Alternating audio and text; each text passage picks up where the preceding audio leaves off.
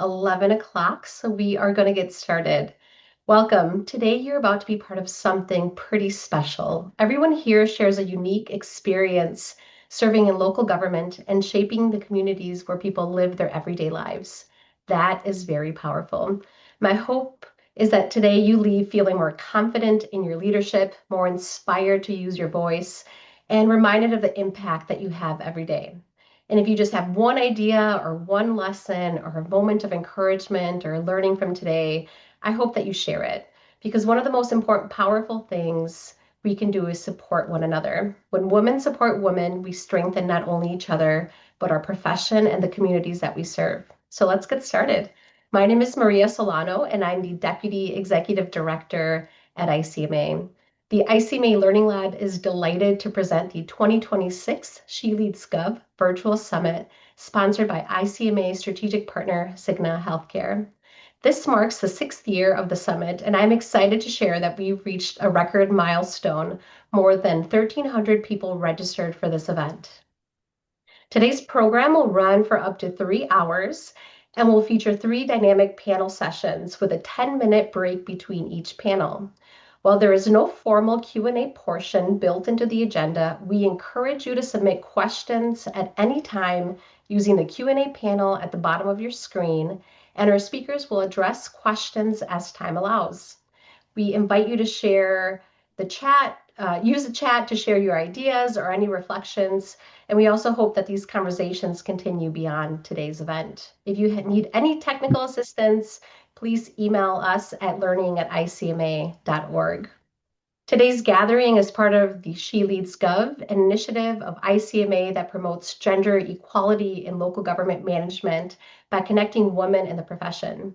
SheLeadsGov presents opportunities for connection and engagement through its virtual forums, in-person conference sessions and events, articles, and other programming. The SheLeadsGov Committee was established by the ICMA Executive Board in 2023 to advise ICMA on how to best promote programs that support, encourage, and prepare current and future women leaders of all backgrounds for professional positions in local government. We are thankful to the committee's support and assistance in planning this year's summit. We're also very thankful to our sponsor, Cigna, for all of their hard work.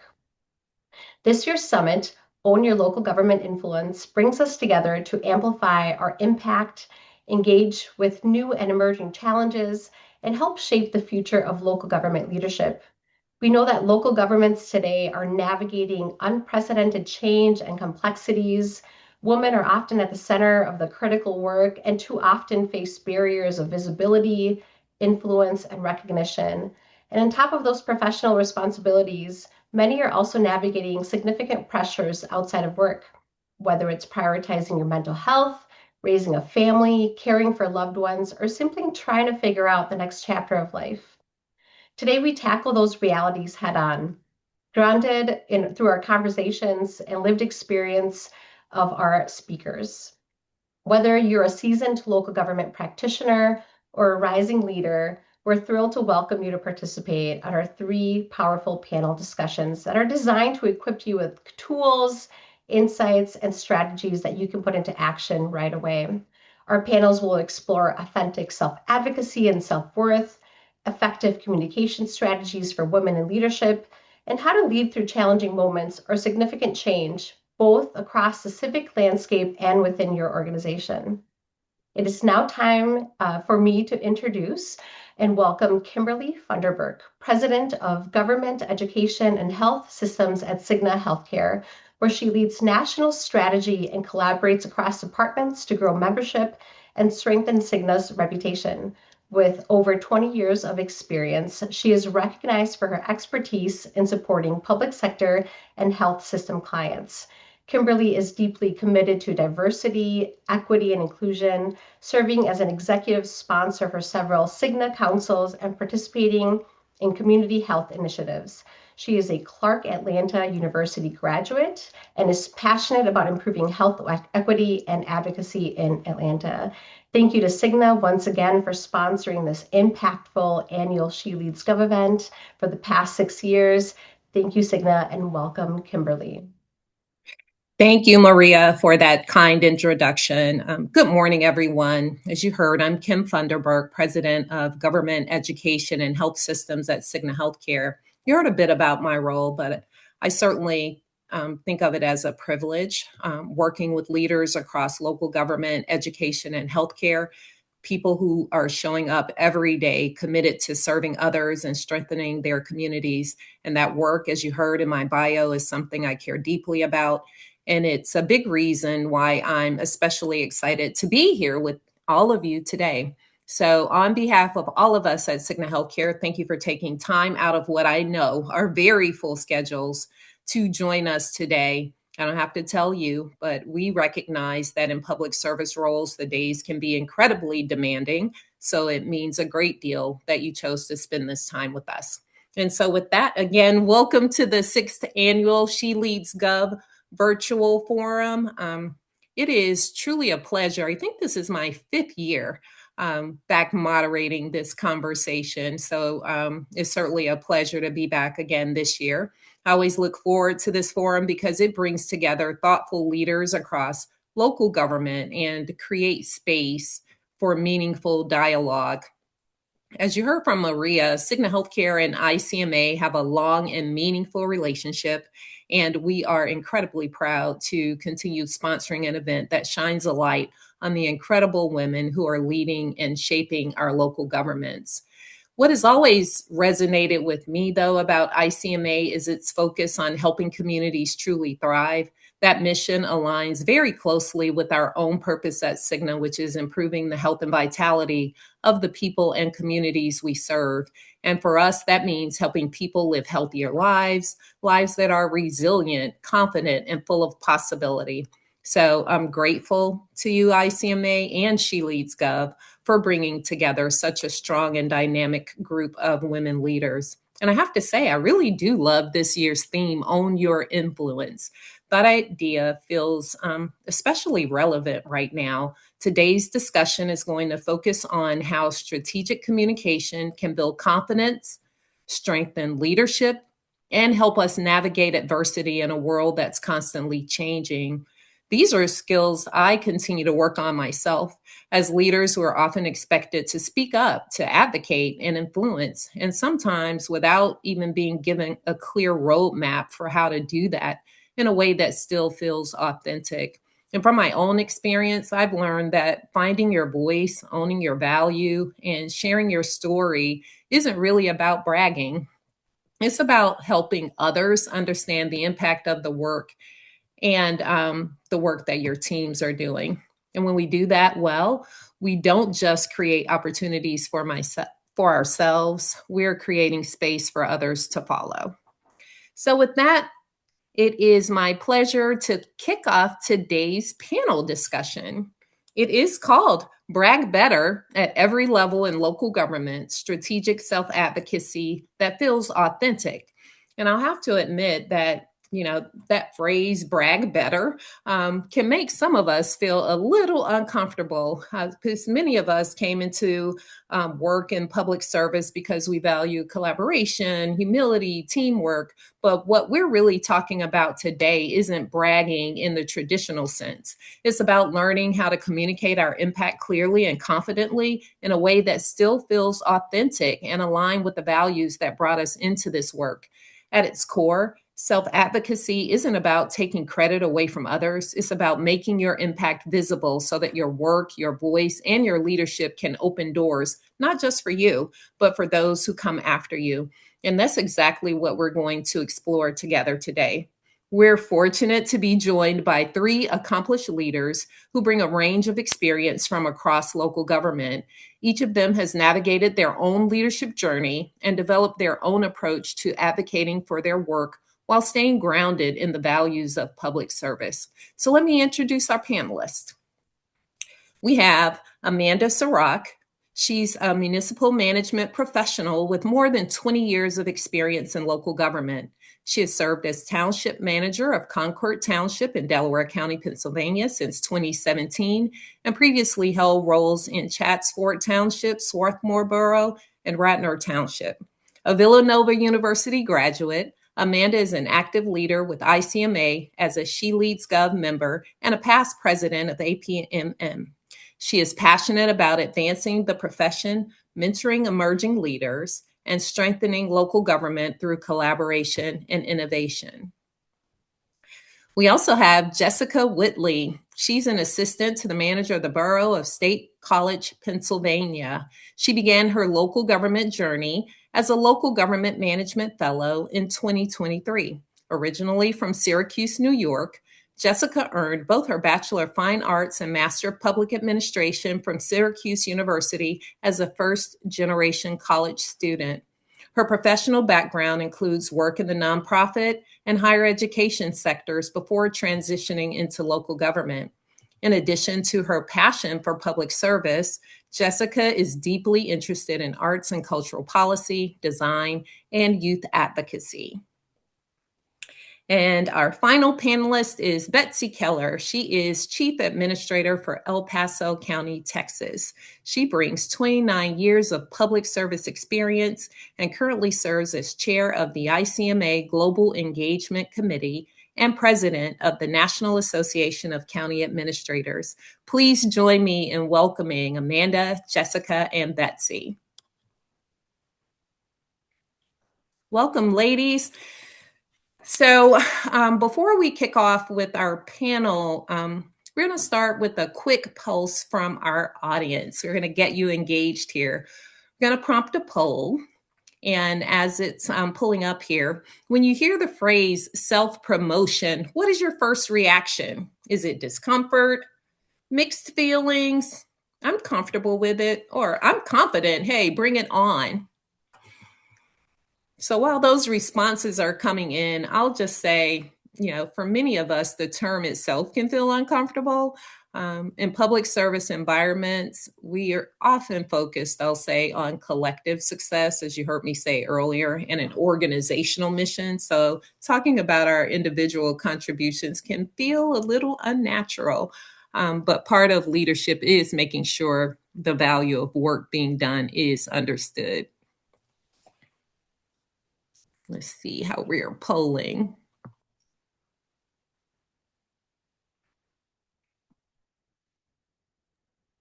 Sorry about that. The poll should be up now. Okay.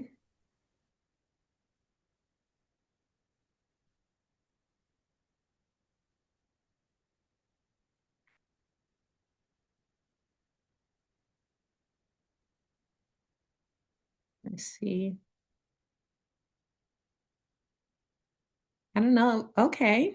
So we have mixed feelings leading the pack. Okay. 9% of you are saying confident. Bring it on. All right.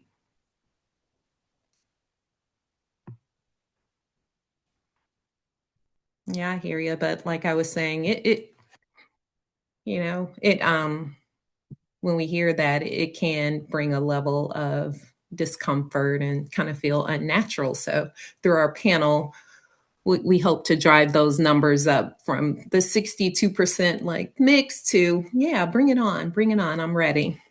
All right. So this poll actually leads nicely into the first part of our conversation. We're going to start by talking about rewriting the narrative around self-advocacy. So how do you talk, ladies, about your organizational accomplishments in a way that feels authentic and consistent with public service values like collaboration, like stewardship, like accountability? So let's see here, Betsy, I'd love to start with you. And then if you could pick up after Betsy, Jessica, I'd appreciate it. Thank you, Kimberly, and thank you to Cigna, ICMA, SheLeadsGov. I also want to thank Lorena Rodriguez, who nominated me to this panel, and then my fellow panelists and all of our attendees. Thank you so much. Talking about our organizational accomplishments in this way, to brag, is actually the easy part. I think that's a great place to start. To be authentic, I like to talk about, when I'm talking about our accomplishments, I like to talk about why we took on the project or the work, how it was possible, and who was on the front lines. So I'm going to give a short example, but if I were talking about the trail projects we've accomplished, I would say something like, we heard from you, our community, during our Parks Master Plan. Trails were your #1 priority. In community meetings and surveys, you gave your feedback. We are proud to share that with the bond funding you voted for and the support of our governing body to get those bonds communicated and passed, we have now cut a ribbon on over 230 miles worth of trails this year. And we've done it on time and on budget. I'm especially proud of our Parks and Public Works Department, who put in the heart and the work to build these trails with thoughtful and special amenities because they embody the county's values of excellence, professionalism, integrity, and creativity. And again, this is the type of bragging that I think most of us find the easiest. It's talking about our organization or others. It's not necessarily talking about ourselves. So I think that's a great transition into bragging when it's about something you've been part of accomplishing, but it's more about your organization and it's authentic and it's sincere. Okay, thank you for that, Betsy. Jessica? Yeah, I agree with what Betsy said. I think that was an excellent example. I mean, candidly, I'm very nervous to speak in front of all these people, so I feel like that speaks to the necessity of this conversation and this kind of summit, right? So, I think on a personal level, I think the first step is kind of talking about yourself and your accomplishments with authenticity. So I think when we think of ourselves as public servants, we know why we're in this field, and we can hearken back to those values and thinking about how we align ourselves with our organizations. And I think that then puts you in the same category kind of as the entity that you're working with, right? So it kind of removes those barriers between you and your organization a bit. So then your organizational accomplishments become your accomplishments, and your accomplishments become the organizational accomplishments. Because when you're succeeding in your life, when you have a successful mission that's been accomplished in any aspect, whether it's personal or professional, that is a win for your community, that's a win for your organization, and ultimately that's a win for your residents, right? So I think I see talking about my own accomplishments, yes, as a little uncomfortable, which is fine. I think we all relate to that clearly with the poll. But ultimately, that is rooted in public service. The public wants to know what we're doing. As a local government, they need to know what we're doing. They want that transparency. They want that openness. And I think also the benefit of being in local government is that we are so close to our residents. We're so close to our communities. So us talking about our accomplishments really is rooted in public service, because when we win, they win. And I think even to help folks kind of think about bragging or accomplishments, then think about how, thinking about your own accomplishments, you feel pride, and then thinking about talking about them, you may feel uncomfortable. And I think really digging into that feeling of why is there a sense of uncomfortability? Where's that coming from? And is that something we can kind of work on and face? So that's just a little about how I handle those situations. Yeah, thank you both. That was great perspective and great examples, if you will, of what we mean by rewriting the narrative.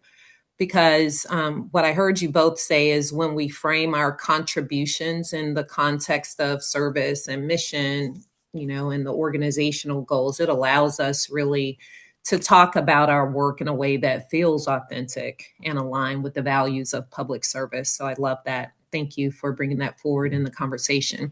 So we'll move on to our next question. So ladies, visibility doesn't always mean being the loudest voice in the room. What are some ways you've increased your visibility without chasing the spotlight, if you will?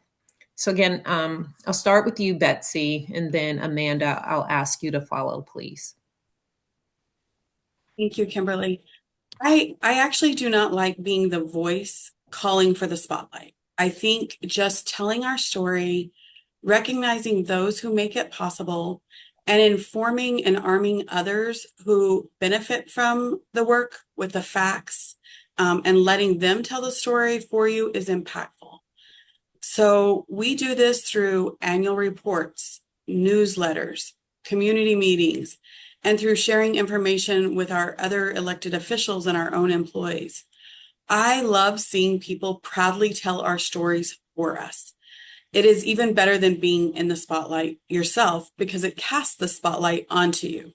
And I reap the visibility because I make sure to be involved in my community and my profession. So people know me and they relate me to the county. Anything county, good or bad, is related to me because I'm present. It also helps. I find that it also helps by when I shine the spotlight on other women or other local government agencies. I find that that's also a reflection on me. I'm very proud in my county. We have seven cities, and several of them are led by women. And I'm very proud of my city manager, Dion Mack, and another city manager, a couple other city managers we have. And when I look for opportunities to shine the spotlight on them and on projects we're doing together and our success together, and that, while it's not my intent, those actions also increase my visibility. And I find that people who talk positive about the work of others, it's returned to them, and it's also a reflection of them. Very good. Thank you. Amanda? Yes, I'll sort of echo some of Betsy's comments. Thank you so much, Kim, for moderating this session. Thank you to Cigna for supporting us and ICMA. I have a quote. When I thought of this question, have been telling my kids, I have two athletes, a boy and a girl. They both approach things differently. And I always say, a lion doesn't need to tell you it's a lion. And what I mean by that with them is that greatness speaks for itself without the need of constant validation or self-promotion. So it's sort of something I've always thought with myself, and I'm always intentionally leading. I change my leading style depending on what I'm doing or the situation I'm in. But that's how I feel like a lot of times I keep myself visible without chasing anything. Just like Betsy noted, let the work tell the story. I'm a very well-known doer in my organization and anything I do. And I'm very trusted to make sure I'm delivering the results that my board has set out for me.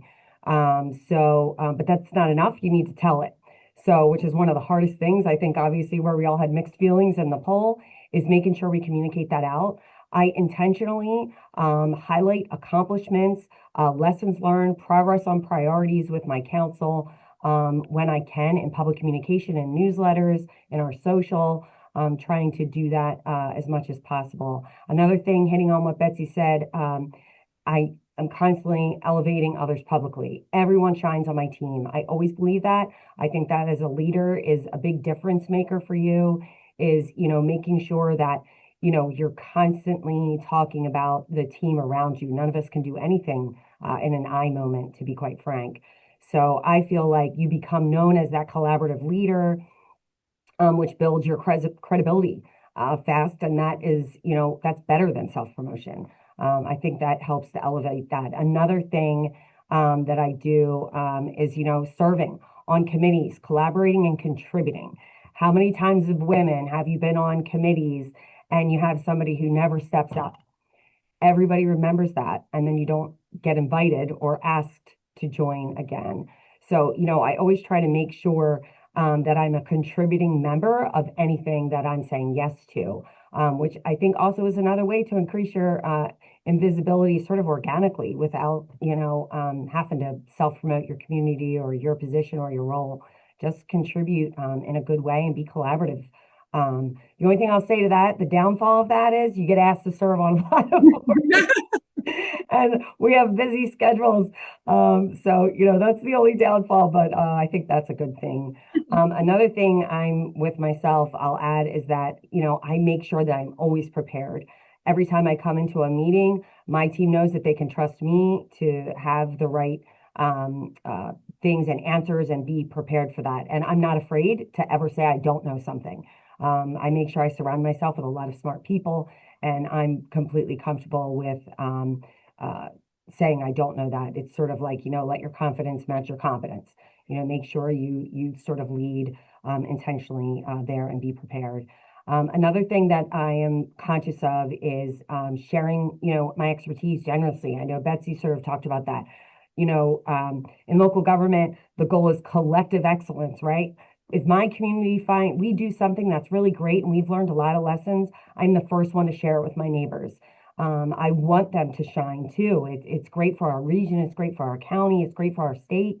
So I am a big believer of that. And whether that's, just calling the manager next door and talking about those wins and the great things or terrible, something you did that didn't work out and sort of talking that through so others know that. I also believe that is great with your professional associations is making sure when you have those things is sharing that experience and possibly becoming a panelist or sharing, whatever that project was or thing was with others, which I think is another way to provide visibility for yourself with sort of not chasing that spotlight. It's sort of sharing the lessons you've learned in a very positive and organic way.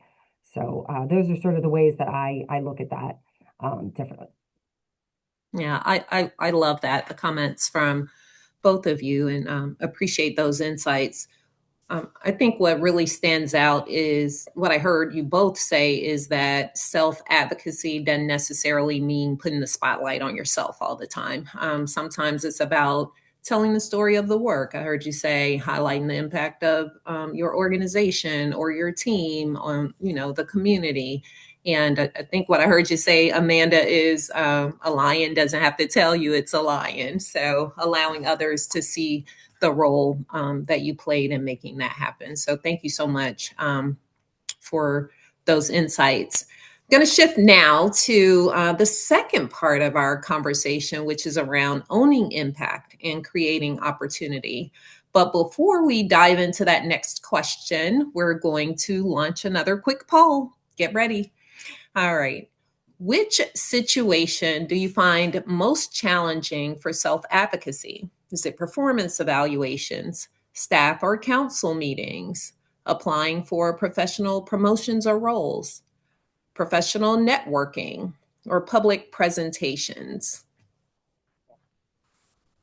As I'm thinking through this question and as the responses are trickling in, it definitely is interesting to see how many different situations require us to advocate for ourselves. And often those moments where we show up when we least expect them, I'll say, in the meetings and during evaluations or when those new opportunities arise.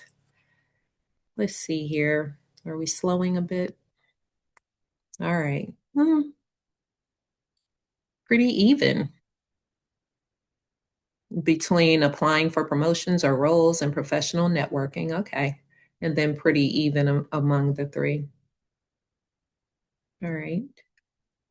Very interesting. Let's see what insights our panel can help us with here. So let's see here. Women often default to saying we instead of I. How do you champion your team while still owning your leadership and your contributions? So Betsy, I'll go to you for that question. Thank you, Kimberly. So just looking at the poll, I thought that was interesting. And one of the things I would say is I try to focus on when and where I need to own my leadership and my contributions. The previous questions, I talked a lot about recognizing organization or recognizing others. But there is a time where we need to self-promote. And knowing when those times are and doing it are critical, especially just for the advancement of women in the profession. And I try to make sure I recognize when those times are. I'm gonna give you an example. And going back to the poll, and I think about the applying for a promotion. I've been coaching a friend of mine through a recruitment, and she's talking to me about the other candidates that some of them she has supervised, and she may be passed over for this promotion. I've seen her struggle with promoting herself, even though she has led the projects, she has led on many initiatives, but she's struggling with that self-promotion. I just think keeping one of the things that I do that has helped me is I keep a list of my contributions. I don't widely share this list. I use it for my evaluation, but I would also use it if I were applying for another position to reflect for myself, to be able to talk about what have I done. Maybe the project, I wasn't on the front line of the project, but it was my idea, or I contributed something to make it better impact. Keeping that list, and you'll become surprised at how long your list is. But that's one of the things I've done. So I find it easier to have my voice in the times when I need to direct attention to what I did. I'm going to give another example. I like to use examples, but there's a time where I'll propose an idea to one of my deputy county administrators, and they take it and they make it a reality. And when they present it, I see them owning it and saying what they did and what their team did, and often never even mentioning that it started with me. And that's okay. But when I prepare to talk about myself for an interview or an evaluation, I use that list and I say, our team delivered this project, but I led the initiative. I ensured that it had more impact because I made this change along the way, or whatever that is. And so those are the times where I think it's really important. And I also want to mention we have some great role models. I think all of us working in local government, we have great role models. Elected officials have to self-promote. Watch your elected officials. Watch how not when they're on the dais or in the board meeting, but when they're out in the public, they have to self-promote. I try to watch them and learn from them. I also watch other women that I'm surrounded by that are really good at self-promotion. And sometimes I'm shocked. I'm like, wow, she is really putting it out there about herself. Mhm. But it's a way for me to learn how to do a little bit more self-promotion myself. So thank you for that question. Yeah, thank you for that. I can clearly hear the passion around that. And I really like that example and appreciate the honesty in that point because there are moments where it's appropriate and even necessary, like you said, to talk about our own contributions. I also think the idea of keeping a running list is one of my practices as well, of accomplishments in preparation for your performance review. Like you said, if you're seeking another opportunity or even just a reflection about like, hey, I did that, right? These are some great things that I've been able to do. It really is a practical takeaway, and gives you something, like I said, to reflect on as you're preparing. So thank you for that. Thank you for that. So Jessica and Amanda are going to bring you into the conversation now. So Jessica, can you share a real example where advocating for yourself, like asking for a role or a project or recognition directly led to an opportunity? And then Amanda, I'll come to you for that same question. Yeah. Also, shout out to everybody on the panel because I'm taking notes right now. Amanda, I got that little quote right on my notes. Yeah, I think as mentioned before, I started as a local government management fellow. So that means that I came right from my MPA with it's an opportunity for folks who recently graduate to get experience in the local government field. I did not have a huge amount prior to entering my MPA. And I think coming in as a fellow, I was very hungry for that experience. And so even before, so while I was interviewing for the fellowship, my example is when I was interviewing for the fellowship, I saw that arts and culture, my background is a bachelor's of fine arts, which I think is an incredible degree. I love arts and culture. I think it's the pillar of our society. But that background I wasn't sure where that fit, right, in my next step of local government or any form of public service. And so I remember early on kind of advocating after seeing my work plan with my host community, which I'm now currently employed in. And I said, hey, I have an interest in arts and culture. I have the background for this. And I see that you've kind of listed this as maybe a need that you might want. And it wasn't on my work plan.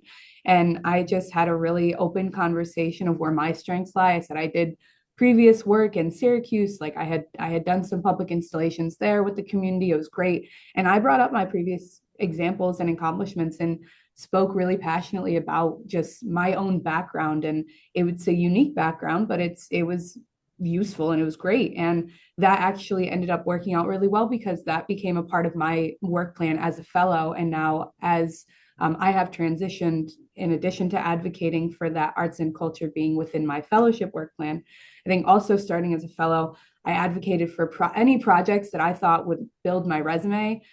Grant management, project management, anything. I was like, hey, whatever you got, I would like to do.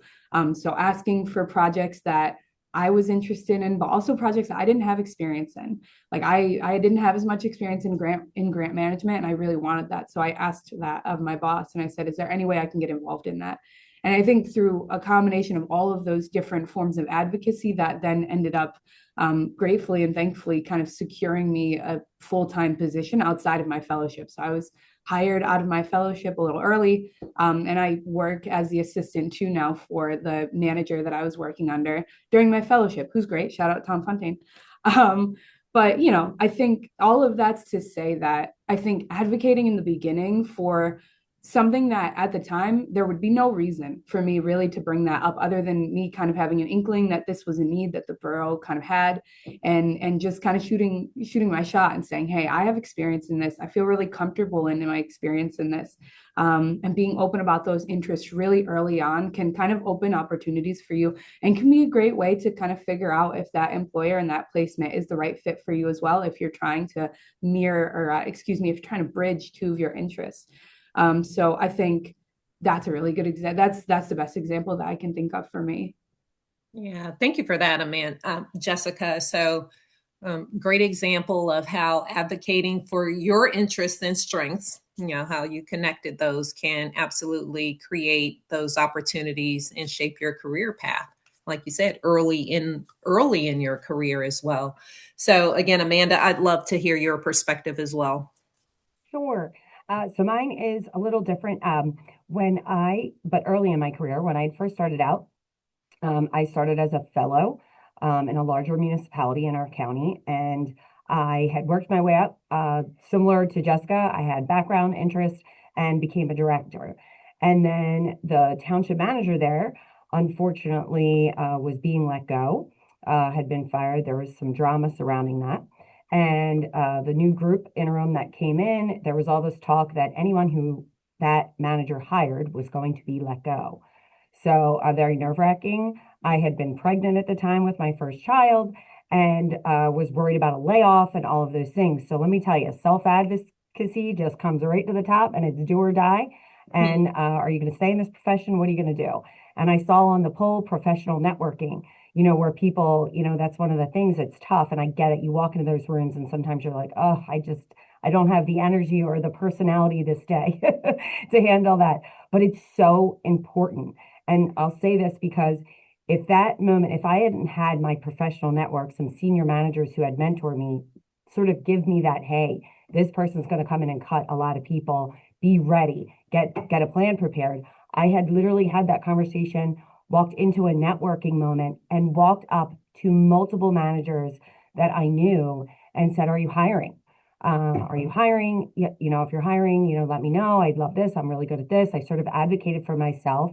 Lo and behold, a female colleague of mine who had been a municipal manager, very well known, was like, yes, actually, I have a finance person who's leaving, and, I'd love to talk to you about that. And what I did was I sort of was like, I knew I wanted to manage. I'd already been a director, and I had, through our conversations, advocated for her to make me an assistant township manager. And I offered up other ideas and things that I could do for the organization outside of just the finance while being the finance person as well. So doing that led me to getting that title. And I was there for about 5 years, had both my babies, and then decided I could manage. And if it hadn't been for that moment, that catalyst, getting me out and doing that at that professional networking event and getting that title that I really felt I needed to become a manager, it might have worked out different, right? And I am, proud of myself, my young 20-some-year-old kid who did that for myself. I didn't know anyone. I didn't grow up in Pennsylvania. I didn't know anybody. I had made professional friends through my Villanova network and other things. And I think that was like a really good example of where that actually led to multiple things in my career now that, was necessary for me to advance. So.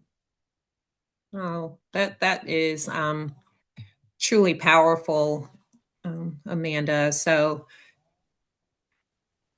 a great example, and like you said, so proud of your young self, I think I heard you say, but really just a powerful example of how important professional networks can be, and how advocating for yourself in those moments can truly shape your career path. So it's a great reminder for all of you out there that relationships, and then again, being willing to speak up about what you bring to the table, can open doors when you least expect it. So thank you for sharing that. Now I am going to transition and bring all of you back to a question. I'm going to start here with you, Amanda. Then I'll come to you, Betsy, and then Jessica. What's one accomplishment you're proud of, but probably don't talk about enough? So I sort of just alluded to it a little bit in the last conversation. I grew up in a beach town in South Jersey, very small, very political. I had a parent who had been involved in local government, had been a council president before. I had an uncle who was a police chief. I had a long list of folks who were willing to help after I got my MPA from Villanova. And I had a dad who sort of said to me, just come back to South Jersey, we'll get you a job somewhere, right? So I don't know if anyone else has ever had that experience, but I was not that kid. So I was like, no, I'm doing this on my own. I had two older brothers and I was like, nope, I was built different and I'm doing this. So I worked really hard and stayed in Pennsylvania. I met through my professional networks a lot of people who helped me out along the way and helped me navigate things. And to be honest, like I'm really proud that I'm over 20 years in local government now, and I survived. Like I have survived in the municipal manager role. When I was younger, it felt so nerve-wracking, and having family, having kids, and my husband, he had his own dreams and things he wanted to accomplish, and he's a small business owner, and us sort of like working together and getting through all those trials and tribulations of, your salary is, lower, and then finally you're making money, just all of those things and the survival. And I'm in a county in Pennsylvania that is extremely political. We have first generation suburbs out of Philly. And, for me to get in and stay in this county my entire career, basically, is I'm proud of myself for, standing on my, morals and working really hard and, putting myself in positions and advocating for myself where I needed to, and letting myself shine when it was necessary. So it's something that you don't talk about, And then I actually became the president of the Association of Pennsylvania Municipal Management. There's only a couple women who have done that. I think I might be the youngest woman who served in that role at the time that I was president. And, I'm really, really proud of all of that. So no matter what happens, if politics change and I'm out tomorrow, I feel pretty good about the things I've done, the mentoring I've done, the other women I've helped along the way, and just really proud to still be standing. Yeah. Thank you for sharing that, Amanda. We're proud of you too, and you should absolutely be proud of that. Had some great accomplishments there, and you shared it now publicly. So go ahead and speak more about it. We want to hear. So we are very proud of you. Betsy, I'll turn to you for same question. Thanks, Kimberly. I'm going to try to practice the advice we're giving, right? And I'm going to be a little bit vulnerable here on this item. on this question. So I was a pregnant teen between my junior and senior year of high school. And so Amanda, hearing you talk about, you said, no, that's not the kid that I am. I like statistics, so I knew the statistics, and I was often reminded of the statistics of becoming pregnant between my junior and senior year of high school. And I actually was encouraged to not go through with my pregnancy, but I did. I had my first son, and I was also I got married, and it was a very bad decision at the time, a domestic violence situation. And I was in that for many years. And what I'm extremely proud of myself for is getting myself out of the situation, going back to school a little bit later in life, breaking the cycle, not getting back into that kind of situation, and rising and pushing myself to the success I enjoy today. I'm the highest non-elected official in my organization. I'm making a salary commensurate with my male counterparts. I am overseeing a budget of over $500 million with over 3,100 employees, and I'm respected by my community. I'm relentless, and I feel like I'm a fearless powerhouse. Recently, I was at an event where they asked us to identify what our walk-on song would be. And I was like, Rise Up by Andrew Clay is my walk-on song. I don't talk about this enough because I am focused on today. That was like a lifetime ago, but I should talk about it more because I could give others the confidence. Just sometimes knowing it's possible.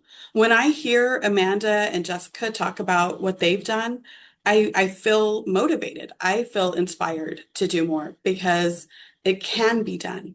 And so I think talking about our stories and even the parts that were tough, the parts that were hard, maybe things I wasn't necessarily proud of, that can help give confidence to others.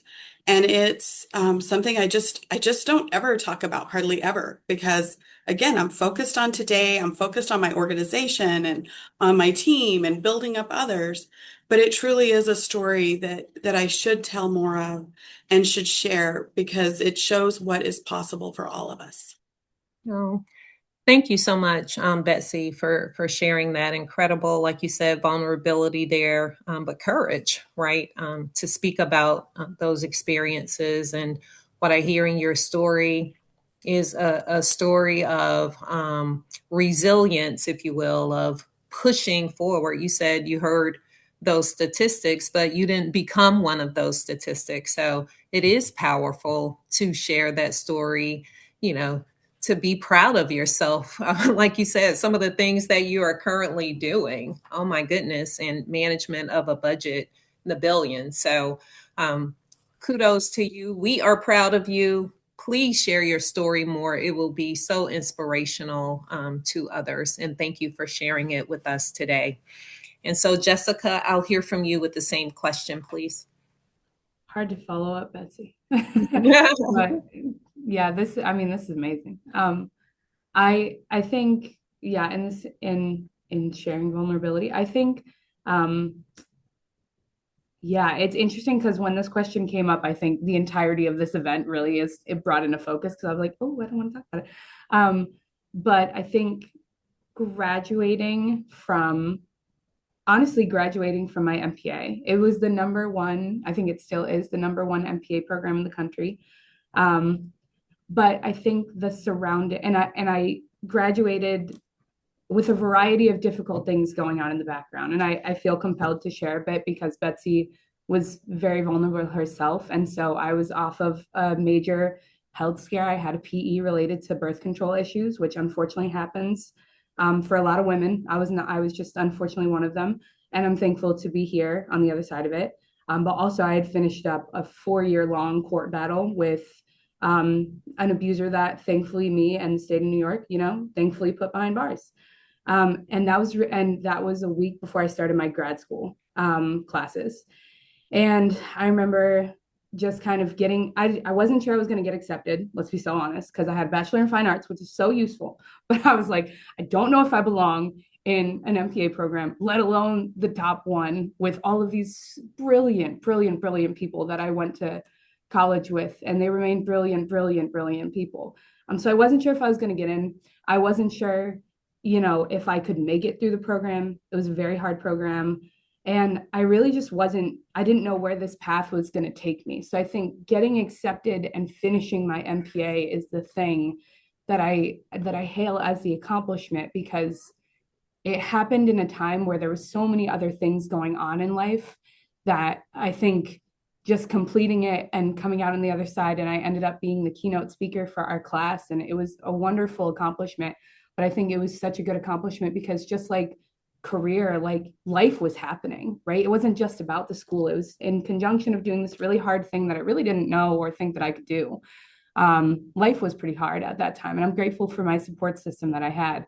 But I remember getting into the program and I looked at my community and my best friend, and I was like, things are happening, but I'm going to make the best of this program. I'm going to insist on doing everything I can to take advantage of this program and every opportunity that comes from that and every opportunity that comes from the future. And so I think graduating from a number one institution, it's a great accomplishment that I carry with me, but I more so carry with me the strength that I think most women and people in general, but especially women, just we're all going through these variety of things, especially challenges at times that really like only women can understand at times. And I'm very proud of myself for carrying on with my program and finishing that and successfully, with all of those things going on in the background. Thank you, Jessica, for your courage and for your vulnerability in response to that question. So definitely something to be proud of. It's a reminder that we never know what people are going through. All you see is people coming to work every day and what's on the surface, but behind the scenes, like in your situation, a pulmonary embolism, like you said, incredibly lucky to even still be here because of that. And then everything else that you went through and still moving forward with that MPA program. And number one, like you said, number one institution just speaks volumes again to your strength, your courage, your determination, and your resilience. So thank you so much for sharing that story. And to everyone out there, I hope you appreciate this panel. I mean, these are tremendous leaders, and they're bringing their true, authentic, and vulnerable selves to you. And so I hope that you very much appreciate their stories, that you're taking every ounce of it in, and you'll be walking away all the better for it. So thank you, panelists. Love the authenticity there. All right. So I'm trying to think about when we, just in closing that question out for me, when we think about accomplishments that we're most proud of, they truly are the ones that we talk about the least. And I don't know why. I do think as women, you can consider it bragging or, oh, that happened so long ago, but it's still relevant. But those are frequently the moments where we've had the greatest impact. So we should reflect on those. We should be proud of those. We should be sharing lessons learned as we try to bring people forward. So sometimes the challenge in my mind isn't the work itself. It's really just kind of finding that language that feels natural when you're describing that role and how you overcame things. And it does mean that you sometimes have to be a bit vulnerable. All right. So before we wrap up the discussion, we want to hear one more perspective from the audience. So we have another poll question for you as we're bringing it up. Which phrase feels most authentic when describing your impact? Is it I led, I was responsible for, my role was, our team achieved, I contributed by? It is interesting how language really shapes how we describe our work. Sometimes even small wording shifts can make self-advocacy, in my mind, feel more natural. So let's see what we have here as the results are coming in. Okay. Oh, our team achieved and I contributed by. All right. I think we heard that from um, all of our panelists, really. Nothing wrong with talking about team and um, but also infusing your contribution. So love to see the majority of you are already doing that. Thank you for that. All right. So as we begin to wrap up our conversation today, I'm going to ask each of our panelists one final question. We've heard a little bit about you being proud of your younger, earlier selves, but if you could give your earlier career self one piece of advice about self-advocacy, specifically in local government, what would it be? I'm going to start with you, Amanda. I'm going to jump to Betsy after, and we'll end with you, Jessica. Okay, sure. So I've said it probably a little earlier, but I definitely would tell myself, don't let anyone dull your shine. You write your story. You do that. When I was younger, especially in my 20s, starting out, and I had, I'd let those outside comments just affect my confidence at times, and it's unfortunate. And I was young and I was excited and I was eager. And I think that, made others self-conscious in the large organization I was in. And, comments would be made and I'd let them in. And I'm like, oh, like I wish at times that I didn't let that in, and, I remember when I had told my story earlier about self-advocacy and the layoff situation. I was pregnant and doing all that. And the interim manager that came in there, not a very respected professional, I will add, but nonetheless, told the woman who was hiring me that I was dumb. And I had this like moment of like, and I didn't know that until after, and told her not to hire me. I was sort of this dumb blonde, if you will. And, comments like that you sit in it's like you can either, dwell on that or you can be like, absolutely never, ever happening again. And I sort of, just I'm a natural leader type kid, and I am lucky in that. And I just put my hard work in, made sure that no one ever said that or thought of me like that again in that professional setting. So I think that's something I would definitely tell myself. Don't let that impact you. Keep doing what you're doing. Keep moving yourself forward. The good news is that person got fired from a lot of jobs as they were in that profession. So, privately, I had my own little cheers party about that as I got older. But, it does affect you, and it still sticks with me. Where I think of that man saying that to another woman about me, so I didn't get hired. Like it's crazy in my brain.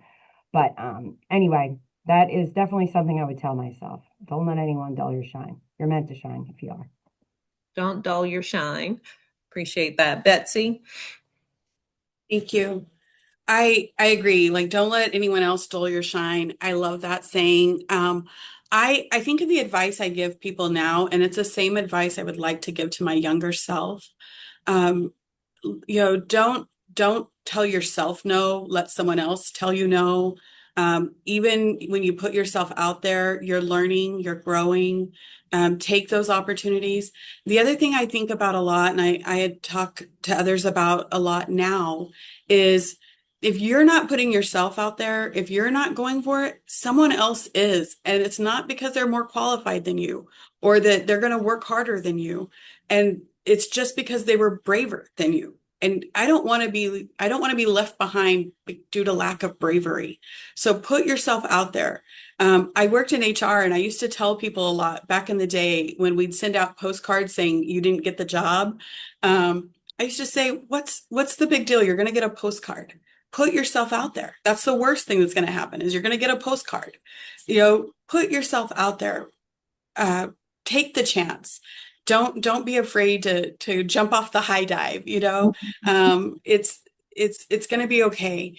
And that's how all of us have done it. That's how we've all risen through the ranks, made it to our places of success. We made it through it. We all have made it through times where we were embarrassed for not getting the job or embarrassed for not getting the pay raise that we asked for and didn't get. But you won't get it for sure if you don't ask. And so those are some of the things that I say to others now. You won't get the job if you don't apply. You won't get the raise if you don't ask. Put yourself out there. It's the consequences of not getting it aren't as bad as not even trying. So Right. that's some of the advice I'd give to my younger self. Thank you for that. Appreciate that. Don't let don't tell yourself no, let someone else do it, and losing out for not being brave. So appreciate that. And then Jess will wrap up with you. Yeah, I think just I would tell my younger self, ask for more because it'll lead to more opportunities, but be aware of the size of your plate, so that you do not overfill your plate and then get burnt out. And I think that that's something that I would just say to anybody who's starting out is just ask for more, because if you don't know how to do something, the best way to figure it out is the experience. But ultimately, understanding how wide your plate can get, and so you are just not burning yourself out immediately. You know, that's I think good advice. So. Very good. Well, thank you. I think I'm going to have that. I love the visual. Don't overfill your plate. You don't want to be an overeater. You want to be, you want to be a go-getter, but certainly conscious of how much work would be involved, and you don't want to be burned out. So thank you for that. As I think about all the reflections you just had, all three of you really, it does bring us back, I think, to the original theme of our forum, which is owning your influence. And that's at every stage of your career. So I just want to thank all of you again for your vulnerability, for your authenticity, for your leadership, and for this very insightful discussions. For me, one of the themes that really stood out is that authentic self-advocacy isn't about changing who you are. It's really about learning how to articulate the value of the work you're already doing. And when you do that well, we're not only, I'll say, strengthening our own leadership, but we're helping elevate our teams and the communities we serve. So for all of you out there, I hope today's conversation has given you a few practical ideas and maybe even a little encouragement, I'll say confidence, that you can carry forward into your own leadership journeys. But thank you again to the wonderful leaders on this panel for sharing your experiences and your perspectives. And again, thank you, ICMA and SheLeadsGov, for continuing to create spaces like this that support and empower women in public service leadership. So now, everyone, we're going to take a 10-minute break, 8-minute break, with the next session beginning at 12:10. But thank you all for joining us today, and enjoy the rest of the program. Thank you. Thank you. Thanks.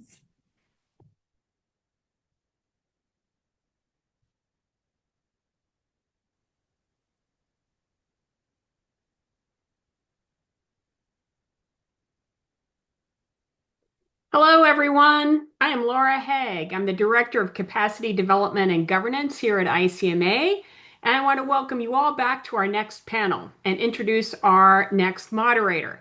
Our moderator will be our ICMA's own Tina Hamilton. Tina is the Strategic Communications Manager here at ICMA, and she has extensive experience on executive messaging, crisis response, and stakeholder engagement across government, nonprofit, and consulting environments. She helps ICMA with clarity, credibility, and purpose during high-stakes moments. As a moderator, she brings a practical, people-centered lens to conversations about leadership, trust, and message discipline. So at this time, I'd like to welcome everybody back and turn it over to Tina. Thank you so much, Laura. Good afternoon, everyone. I am very excited to be here. Welcome to our session, Command the Message, Strategic Communication for Women in Leadership. As mentioned, I am Tina Hamilton. I am the Strategic Communications Manager for ICMA. And today we will explore how women leaders can harness strategic communication to influence, to inspire, and to lead effectively. Our discussion will cover message discipline, communicating across diverse stakeholders, using storytelling to build influence, and tips and tricks for being an effective communicator. But before we dive in, let's give a warm welcome to our incredible panelists. First, please join me in welcoming Heather Strickland, Senior Director of Communications for the North Carolina Department of Health and Human Services. Heather is a senior communications executive with more than 20 years of leadership experience across public sector and nonprofit organizations. She currently serves as the Senior Director of Communications for the North Carolina Department of Health and Human Services, where she leads communication strategy for one of the state's largest agencies, guiding a multidisciplinary team and managing multi-million-dollar campaigns with statewide impact. Heather is widely recognized for leading large-scale public health campaigns, crisis communications, and high-performing teams in complex, high-profile environments. Welcome, Heather. Next, we're pleased to welcome Susana Cabajal, Assistant City Manager for the City of Austin, Texas. Susana has served the City of Austin for more than 15 years in a variety of strategic leadership roles and currently serves as Assistant City Manager. Prior to joining the City of Austin, she worked on Capitol Hill for a Texas Member of Congress and at the White House in the Office of Presidential Personnel. Susana is also the licensed attorney and previously practiced corporate bankruptcy law for Husk Blackwell in Austin, Texas. She currently serves on the board of the Local Government Hispanic Network and has supported numerous nonprofit organizations focused on leadership development, early childhood education, healthcare, and workforce development. Welcome, Susana. And please help me welcome Sharon Subadan, City Manager for the City of South Fulton, Georgia. Sharon brings more than 36 years of public service experience, spanning major jurisdictions across Florida, Maryland, and Georgia. As City Manager for South Fulton, she oversees a workforce of more than 800 employees and manages a $435 million budget. She is widely recognized for driving innovative solutions in organizational development, fiscal efficiency, and strategic planning. But most importantly, delivering results is recognized as Ms. Subadan's superpower. Thank you all for being here. We are excited. Let's get it started. So to kick things off, strategic communication is often described as a leadership superpower. And from each of your perspective, what does it mean to truly command the message? And why is this skill especially critical for women in leadership today? And we can begin in no particular order. Good morning, everybody. I'm happy to start. I'm Susana Carvajal from Austin, Texas. It is such a privilege to be here with my fellow panelists in ICMA and all of you tuning in. For me, commanding the message means being the first one to tell your story. By being the first one to tell your story, you don't give that power away. You hold that power to really provide the facts that you want to provide and be clear and consistent with your messaging. And you're not having to defend or clarify or correct any sort of facts or misinformation that others are telling for you. And that goes for yourself as well as for any sort of issue that you are tackling on or any goal that you're trying to initiate. Thank you, Tina. If it's all right, I'll jump in. Can everybody hear me okay? Perfect. Good deal. Thank you, ICMA and She Leads, for giving us this opportunity to convene and encourage each other.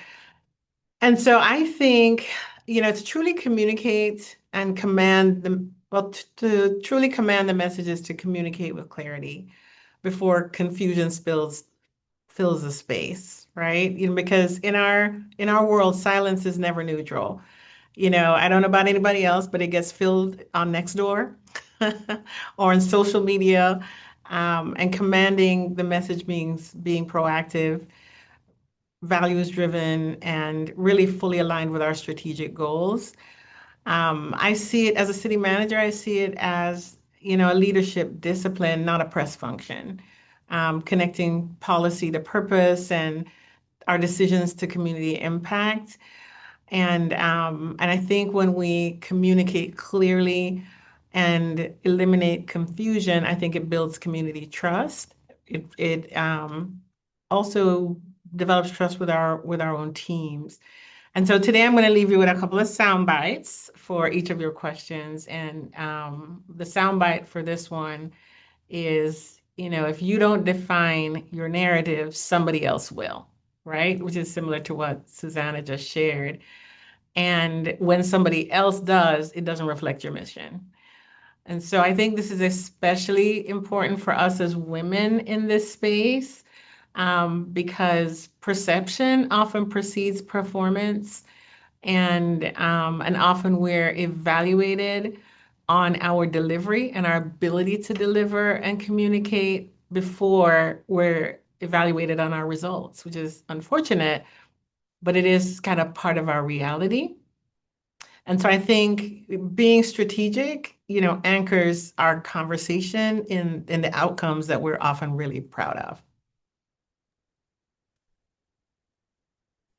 I guess that leaves me, well, first, thank you all so much. I'm excited, very excited to be a part of this panel and to be joining so many great, amazing leaders. I also just want to shout out the panel before us because I was so inspired by that conversation and really appreciate the vulnerability of those panelists and sharing. I really love this question. When we got this question, I was reading it, it really forced me to think about strategic communications as a superpower. And of course, that got me thinking about all the superhero stories that we are, of course, inundated with in a variety of ways. And it made me think about what is the most important moment in any superhero story. And it's always that moment when our hero is down and out. It feels like everything's stacked against them. It feels like there's no way they're going to get out of this. And somehow they rally. They rally hope. They rally resilience. And it's not brute strength. It's not the actual superpower, but it's that hope and resilience that gets them back to saving the world and overcoming whatever bad guy that we are fighting. And I think to be able to command that sort of message of hope and resilience, yes, in the good times, but also in the really tough times when it feels like the fall of society is maybe right in front of us, is so important, especially for those of us that tend to be caretakers. We have such an ability to gather those around us. And if we can inspire them by saying, we're going to overcome this. I need you all together, and let's all fight on the same page. That is absolutely where the true superpower comes from for any hero. Perfect. Thank you all. Each of your unique insights and perspectives sets the stage for where we are headed next within our discussion. And when we're looking at the foundation of strategic communication, and that's the message framing, the discipline, those elements that were mentioned, it's about shaping your message with intention and staying consistent, even when conversations take unexpected turns. And so a follow-up is, when you're shaping a message, what strategic considerations guide the frame, guide the message? How do you go about that approach? And we can start with you, Sharon, if that works. Sure, always helps to unmute myself. So when shaping the message, I think it's important to approach with a strategy first mindset, right? So I'm asking, what is the outcome we're driving? Who needs to hear this? How will they interpret it? I think framing the message must be clear enough to cut through the noise, relevant enough to resonate with the stakeholders, tight enough to connect to those strategic objectives. And, messages are meant to inform and mobilize. Every statement should be an opportunity to kind of, what I like to say is, align hearts and minds, right? And actions with the city's vision. Oftentimes I think you get caught maybe by a reporter, but you always have to kind of be 3 steps ahead and be prepared to answer with a strategy first mindset, so you don't get thrown off when you get the curveball. And so, my other thing I want to share is, I think timing and cadence is important. If even the best message gets lost if the timing is off, or if we're trying to rush, or if we're trying to beat somebody else's deadline. And we do have to be, intrinsically aware. So my soundbite is leaders have to be intrinsically aware. It's not just what you say, it's how you say it, when you say it, and why you say it that can define your leadership. Perfect example. Thank you. Susanna? I love that, Sharon. And I think this will certainly match and complement what you're saying. Before I start creating and developing that message, I always think about my audience. Who is this? Who's the audience that I'm going to be speaking with? And what is it that they need to hear? And how do they need to retain it and feel about it, right? And so whether it is an elected official or a community member or stakeholders, I always think about them first, and then before I start crafting that message. And once I start getting into, okay, understanding who my audience is and what is it they're interested in hearing and what is it they're interested in wanting to know, then I start, starting with that and then going into, okay, what is the goal that I'm wanting to achieve? Or what is the issue that I want to solve or address? And clearly and concisely state what that is, what is the goal and what is the issue or problem. And then defining clearly and articulately how we're going to approach that goal and solve that problem. And I try to give myself parameters of not more than 3 really concrete things, because I think people are able to retain 3 solid points. More than 3, I think you'll lose people. So I love Sharon's sound bites, because I think that goes a long way, because people are able to absorb that. And so, like I say, know your audience, state the goal or problem, and then not more than 3 ways that you're going to tackle that problem or that goal. I couldn't agree more. Setting the stage with the 3 elements and sentiments goes far in terms of trying to retain and receive a number of information, particularly when you set out for it to be clear and impactful. Oftentimes, they may not be the way that the recipient gets it. So the more streamlined you can make it, the better in terms of getting your point across. And with that, I'll turn it over to you, Heather. Yeah, clear, simple, and people focused. I will absolutely echo those in such critical points. As I think about creating messaging, I am a big advocate for messaging framework, that conversation starting when there are conversations about the strategic plan. When a department or an organization is starting to think about what are the goals, what is our mission, what is our values, because as you're working through that process, to also ask yourself the question of what is the voice of our department or what is the voice of our agency, helps not only shape those goals and strategies and objectives, but it also starts to help set how are you going to step into these moments when you have to live out these strategies and goals, right? We've all been in strategic planning processes where you start to like group wordsmith, and I hate those moments. I do not like group wordsmithing at all. But what our leaders are struggling with in those moments is how are we communicating these goals and these values and this mission to the public? And that's the perfect time to say, what do we want the voice of our department or agency to be, right? At the department that I'm currently at, like we always try to step in as the voice of reason.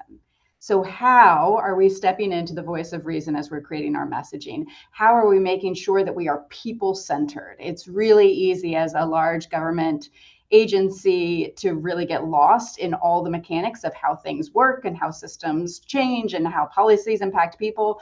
But what we have to talk about is how are people benefiting from the work that we're doing? And so if you're doing that voice work, that voice mapping of how do we want to be remembered at the same time that you're building your strategic plan, then not only does it come through in that strategic plan, but then it gives you a foundation anytime you've got to create a message or promote or market things that you're doing. Thank you, Heather. And you made a couple points that I just want to build a follow-up question off of. You mentioned like the element of leaning within the voice of reason. And oftentimes, due to parameters that are out of our control, sometimes the perspective shifts. And so as a follow-up, how do you coach leaders to stay disciplined within the conversation, particularly when the conversation shifts unexpectedly? That's a great question. And, you know, just as I talked about the prep work that you're doing for the department voice, hopefully you're also doing that prep work for the leaders that you support.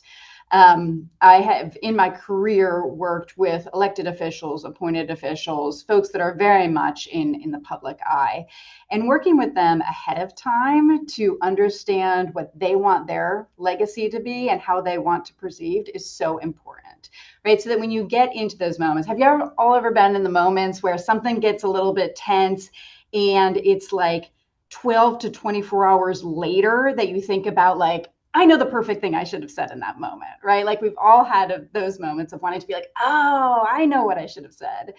If you're doing that work ahead of time, where you're saying, this is the voice that I want to carry into every moment, this is how I want to be remembered, this is what I want my legacy to be, then you have a better foundation to know exactly how you want to be perceived in those hard moments.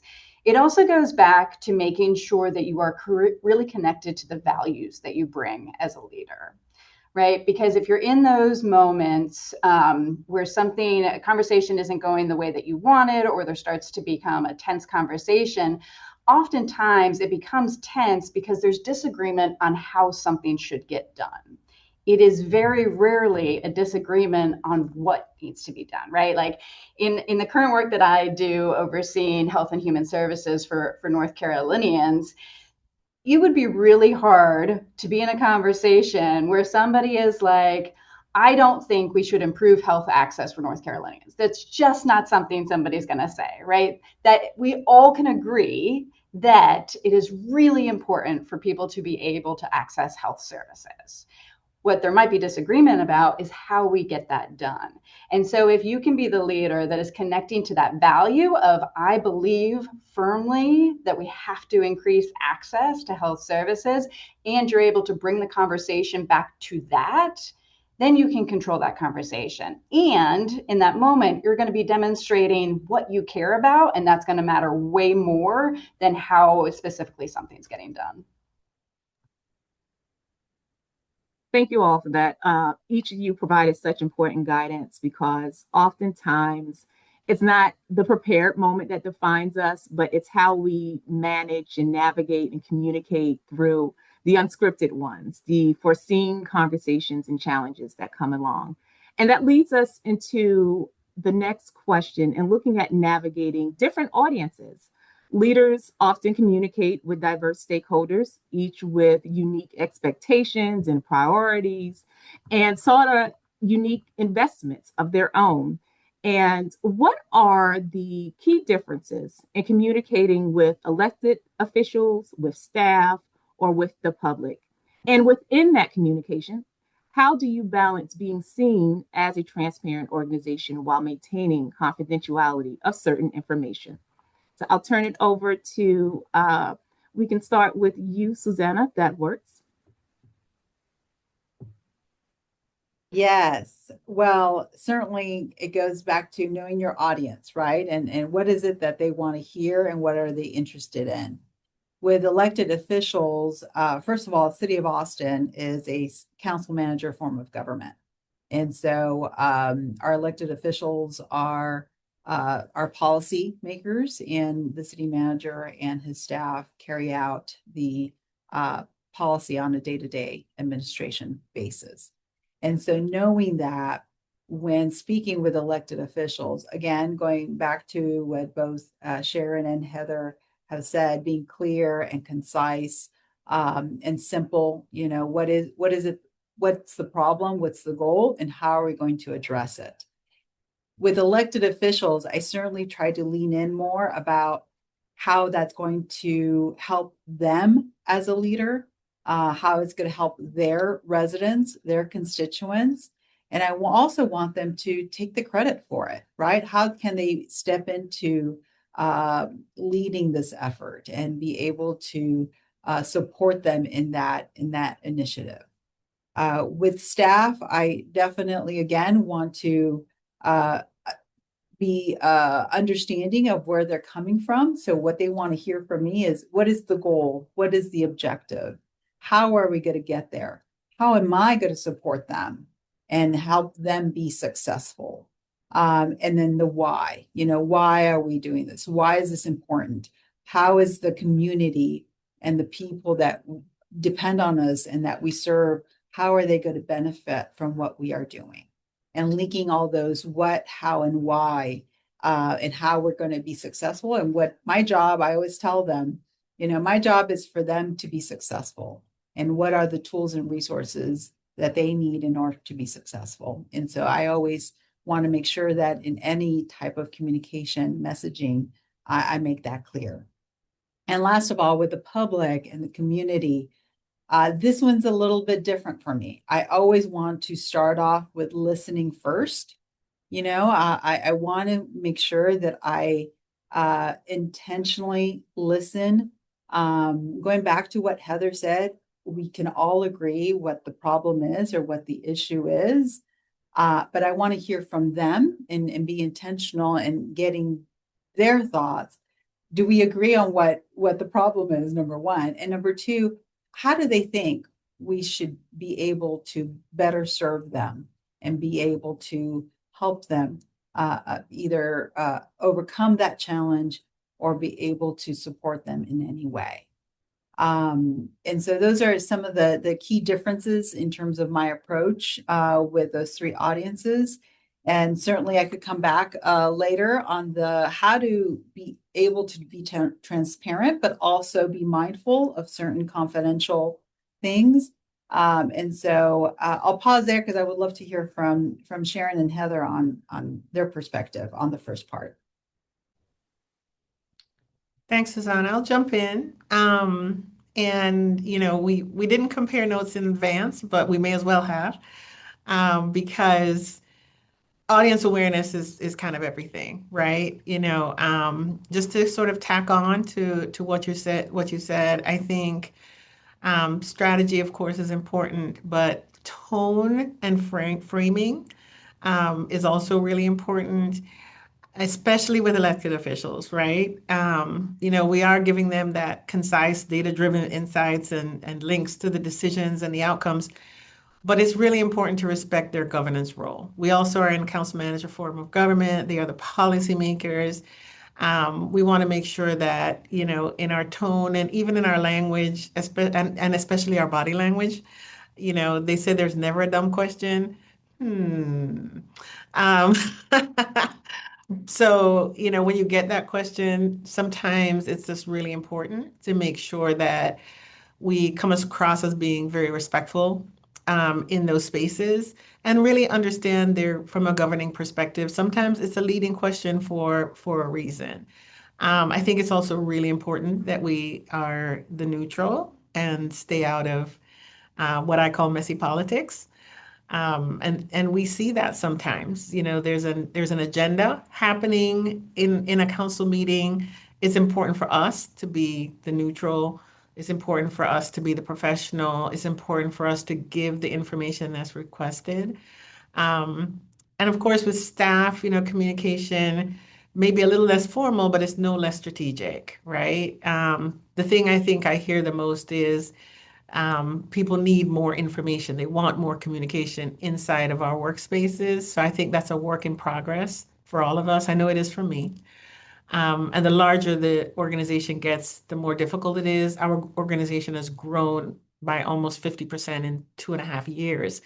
And so we have a lot of newer employees, and it's a challenge to make sure that we are communicating well And people want to know, how does it affect my work? How does this affect me? And then how do I contribute to the bigger mission? So, engagement and empowerment are also really important there. And then with the public, I think you do shift more toward that transparency, accessibility to information. What I have been doing this last year, and I've started again this year, is with our council persons, we're doing a town hall roadshow and going out into the community, meeting people where they are. I'm not an extrovert by nature, but I'm able to speak in those spaces and have connection with people, answer their questions, interject a little bit of humor, try to meet people where they are with practical applications that make sense to them, right? Um, and so my soundbite for this section is leadership and communication is defined by our ability to adapt the message to move people, whether we're in council chambers, in offices, or across our neighborhoods. Over to you, Heather. Sharon, I hope you're capturing these sound bites in a way that I can access them later. Like I need like a flip pad of them so I can have them. I do have notes. I did not memorize this, okay?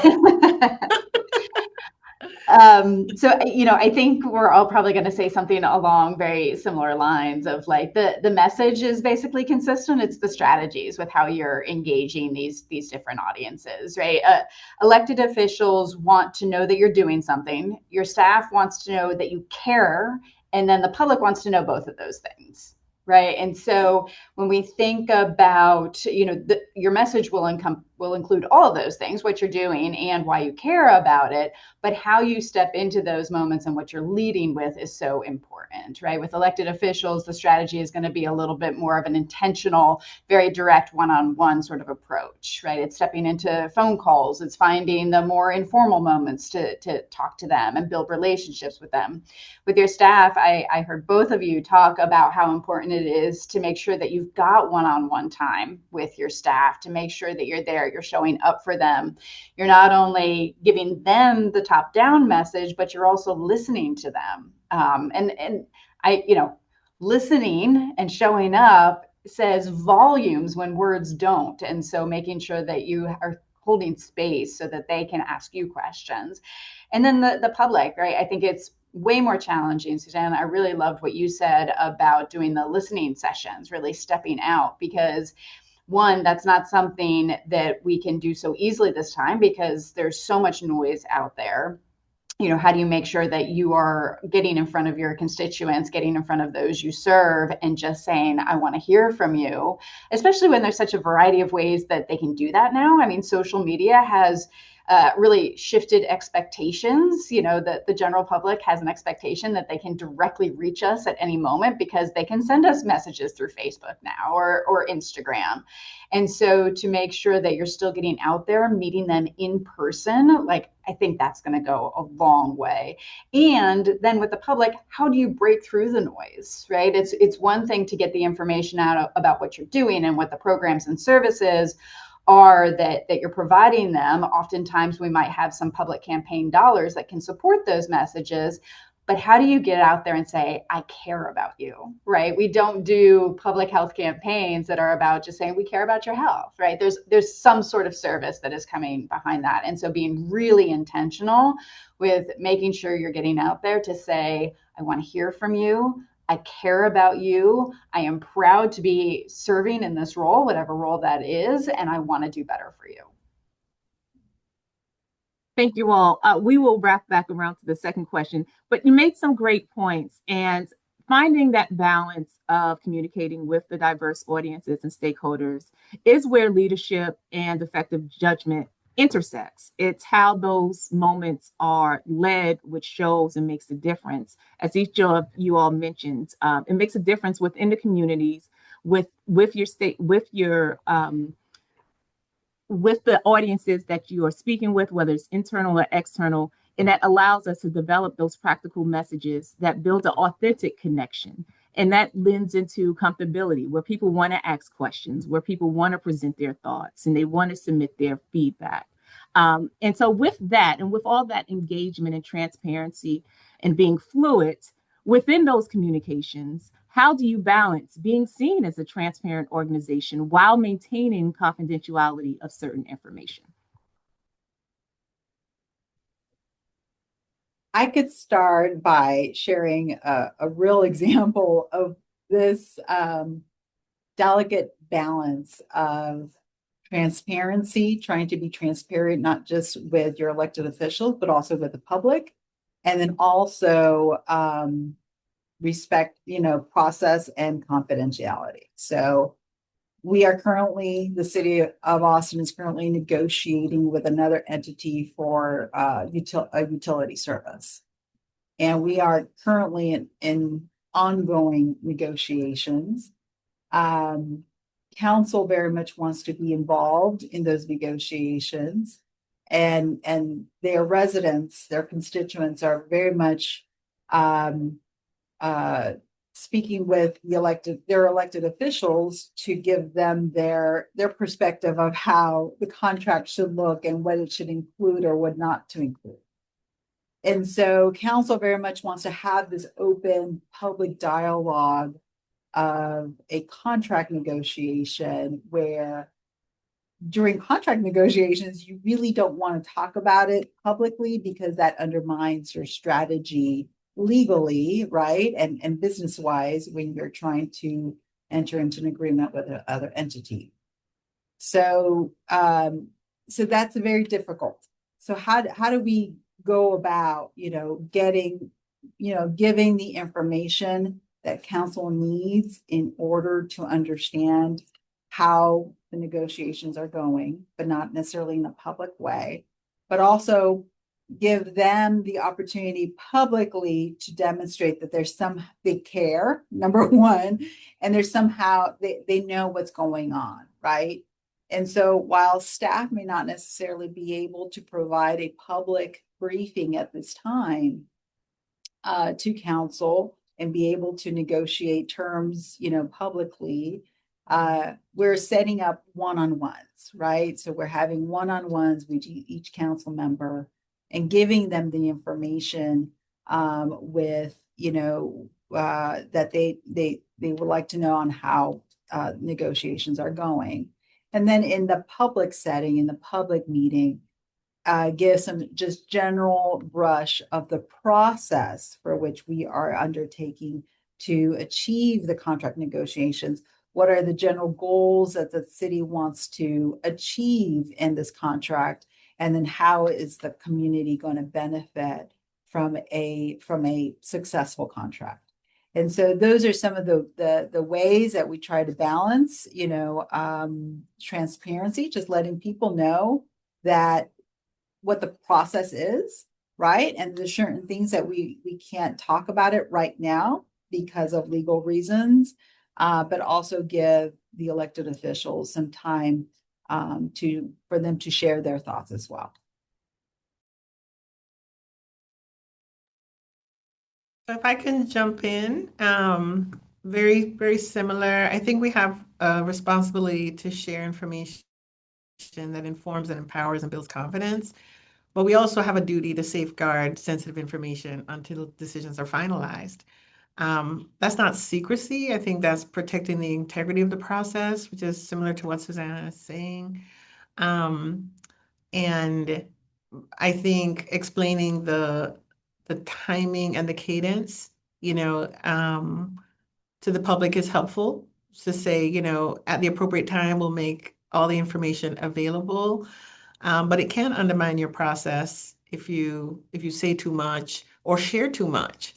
And so my soundbite for this is, transparency doesn't mean revealing everything all at once. It's sharing the right information at the right time with honesty and with purpose.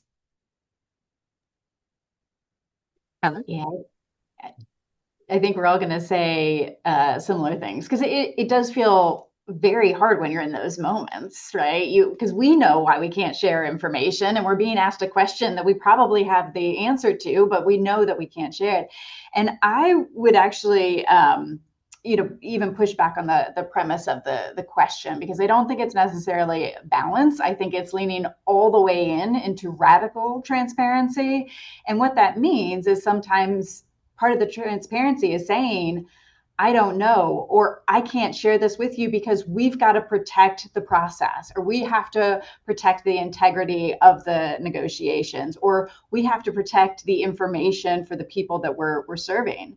And because I do think that the public understands those things, right? Generally, folks will go, oh, of course there's contract negotiations that you can't share information on right now. Or of course you can't share sensitive health information about some of the people that might be in a particular program. But letting them know that that's the reason why, then they're kind of going, oh, okay, so I can't get the answer I want, but I do certainly understand the reason why and what the people that I'm asking are up against when I'm asking them those questions. And I think that, so while I say like it's not a balance, it's radical transparency, it's going all the way in the direction of sharing that all of the reasons why you can't share the information that they're asking for. I also think this is because I also think of radical transparency when it comes to saying, I don't know, because none of us like to be in a public setting where we don't know the answer to a question.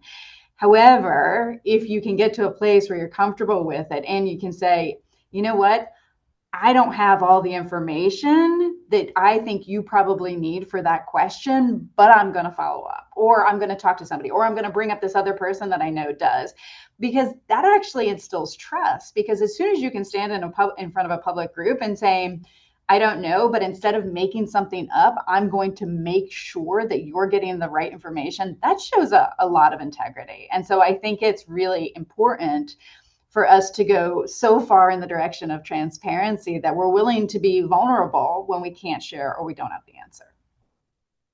100%. Agreed, Heather, I Norman. think I'm sorry, Tina. Heather, I think your soundbite is don't make anything up. Don't make it, just say, I don't know, but I'll get back to you. Exactly. That's your soundbite. And also radical transparency. I really like that one as well. And with that approach, it generally is a often unbalanced skill set, right? When you have to build in a realistic perspective, because there is a shift, much like our earlier questions. And we're looking at trying to balance two different elements of the angle: transparency with confidentiality.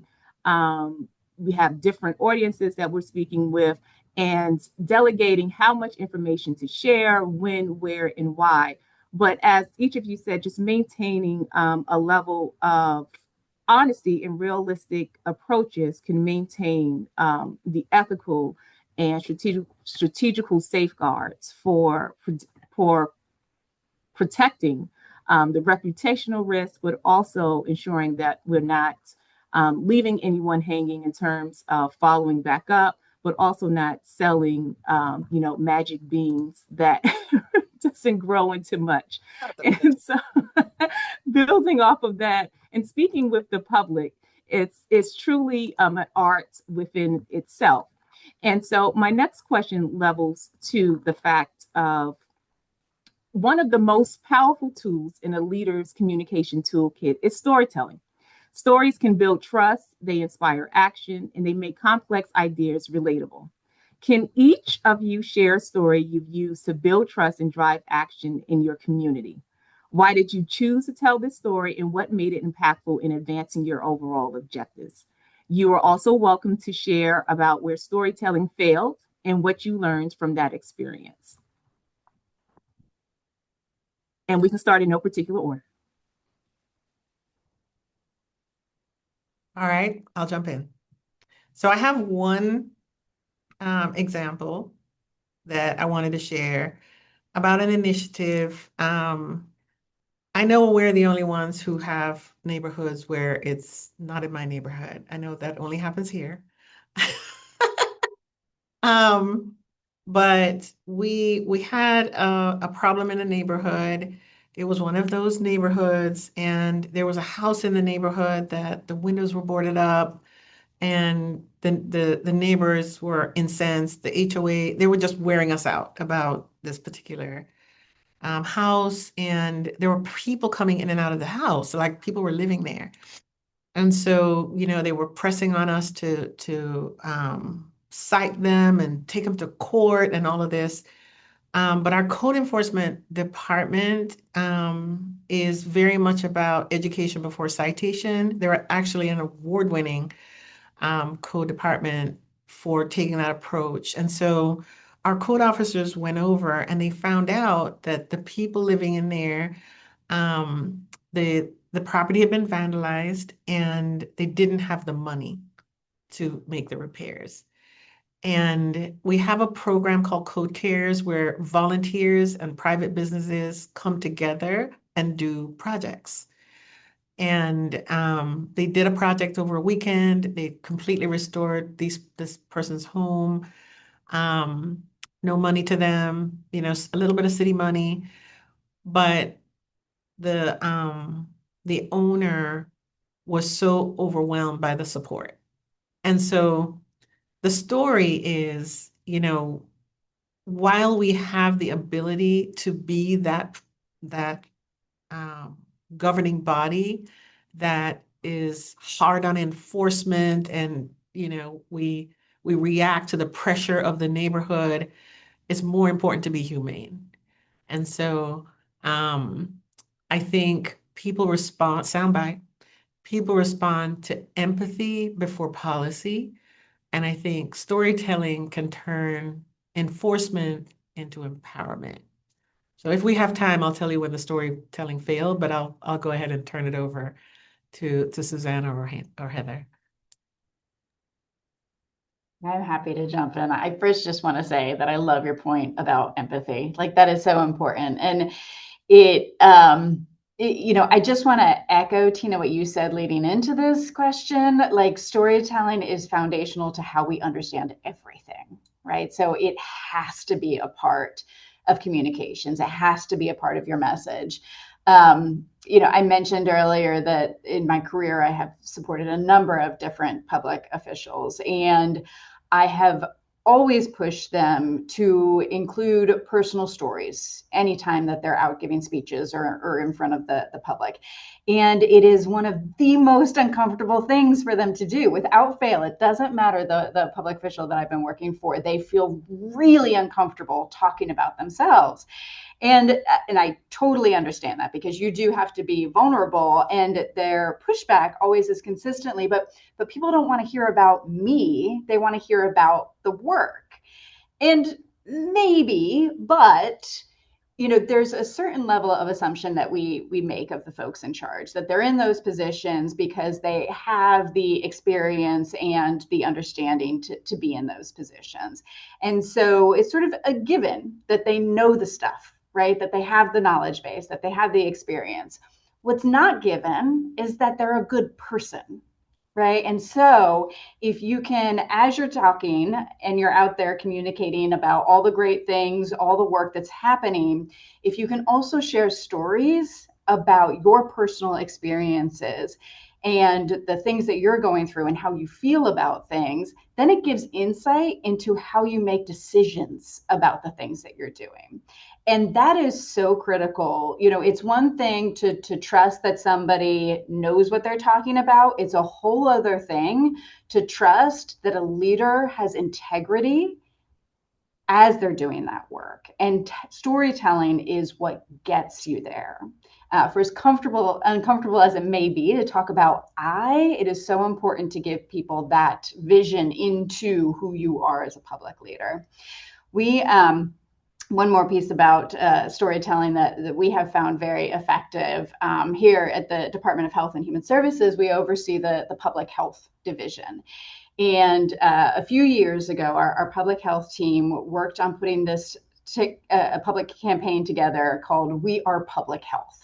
And the goals of this campaign were to show the people behind the public health infrastructure, right? Because public health, when it's working perfectly, you don't know that it's working at all, right? It's the people that are testing water. It's the people that are making sure that there's environmental health standards. It's the folks that are making sure that there's dental health standards or that there's maternal health. And so this campaign, We Are Public Health, was all about highlighting the people that are doing the work, the people that are going out there and testing drinking water or monitoring the wastewater for flu or COVID or RSV. They're the folks that are on the ground. And so it gave a very humanizing, very personal way of understanding what public health was.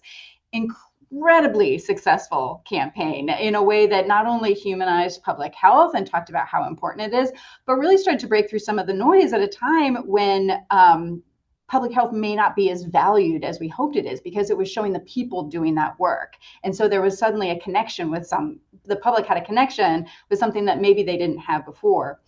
The other piece that was not what we expected, but such a lovely outcome of this is our public health employees saw their stories being told publicly, and morale in our public health team increased so much. So not only did we give the public a glimpse into what it meant and who it was that was protecting them, talking about superheroes, public health people are absolutely superheroes. They are literally saving lives. But our public health team also was so proud and felt so good about the jobs that they were doing. And that just has ripple effects that you can't measure. So storytelling, it's not only about giving somebody insight into who you are, it's also about being proud of your story and what that does for you as you're stepping out in front of the public eye. Thank you, Heather. Susanna?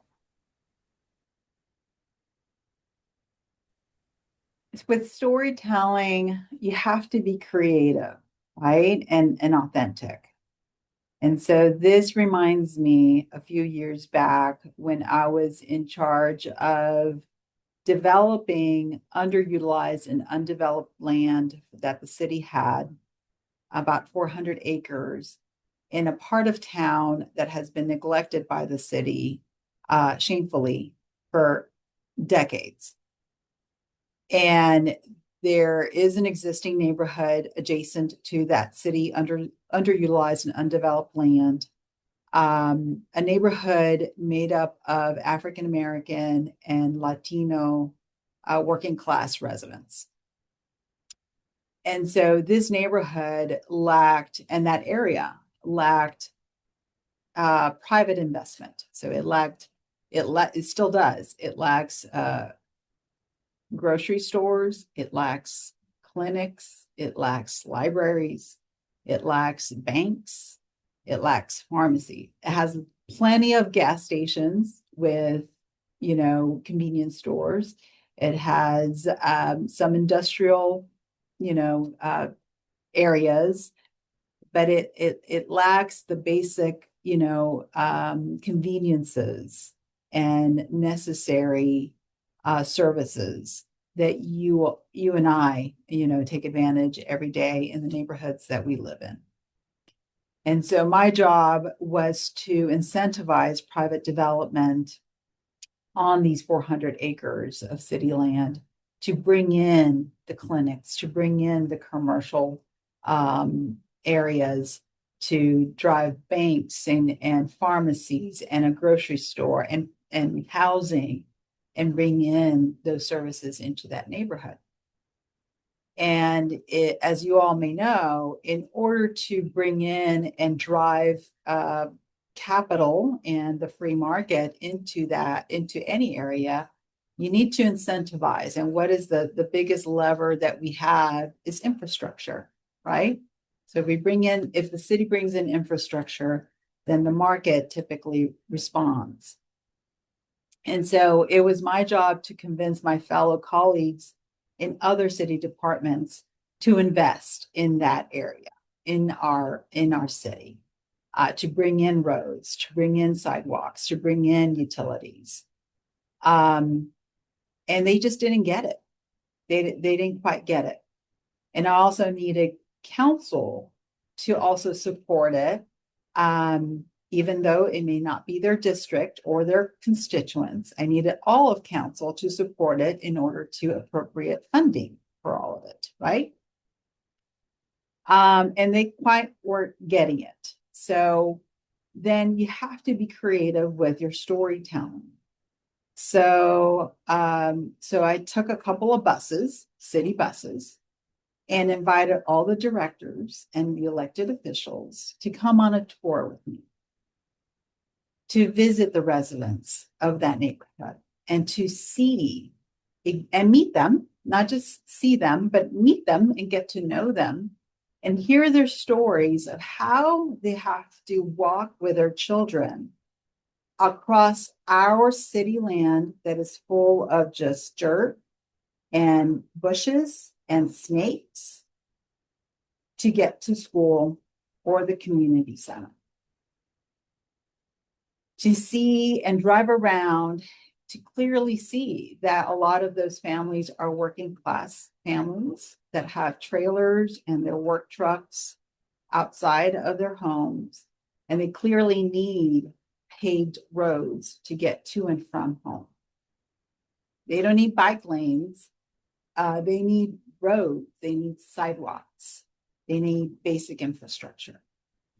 And hear those stories, not from me anymore. I could talk all day long about the infrastructure that is needed in order to serve those families who are our residents, but for the residents themselves to tell their own story to the elected officials and to the departments that hold the power and the influence to make those decisions.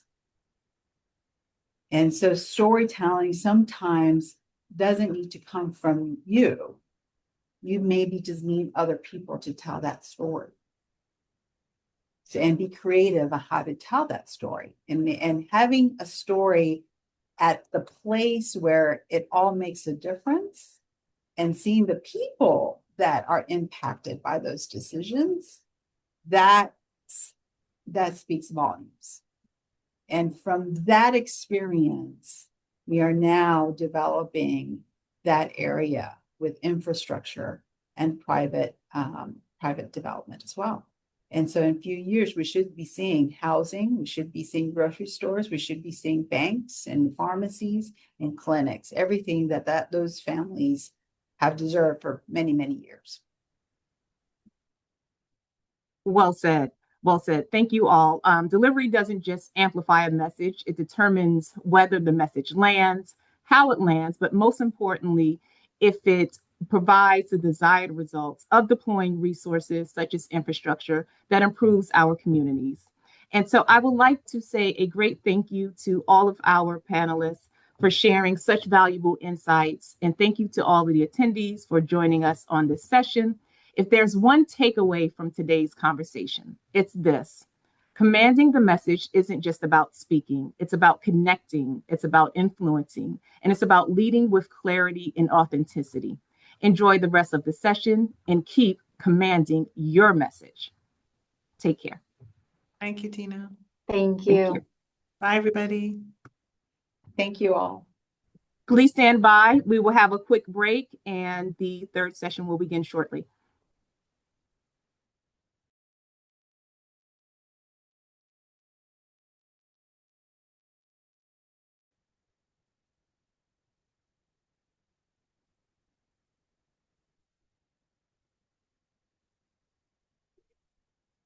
Good morning, good afternoon to everyone. I want to welcome everyone back to our third and final panel. And at this moment, I'm really happy to introduce our next moderator, who is Craddock Strobes. Craddock is the Cultural Arts Manager for the City of Carlsbad, California, and serves on the board of the International Network of Asian Public Administrators, INAPA. As a facilitator, mentor, and trainer with more than 25 years experience in the local government and nonprofit sectors, her work centers on connecting people with ideas to create inclusive, strategic, and tangible solutions that make everyday lives better. She has presented learning sessions on leadership, professional development, diversity, equity, inclusion, public engagement, and crisis communication, for many, many organizations at numerous conferences in California and across the country. We are so happy to have Craddock here with us today. Thank you, and take it away, Craddock.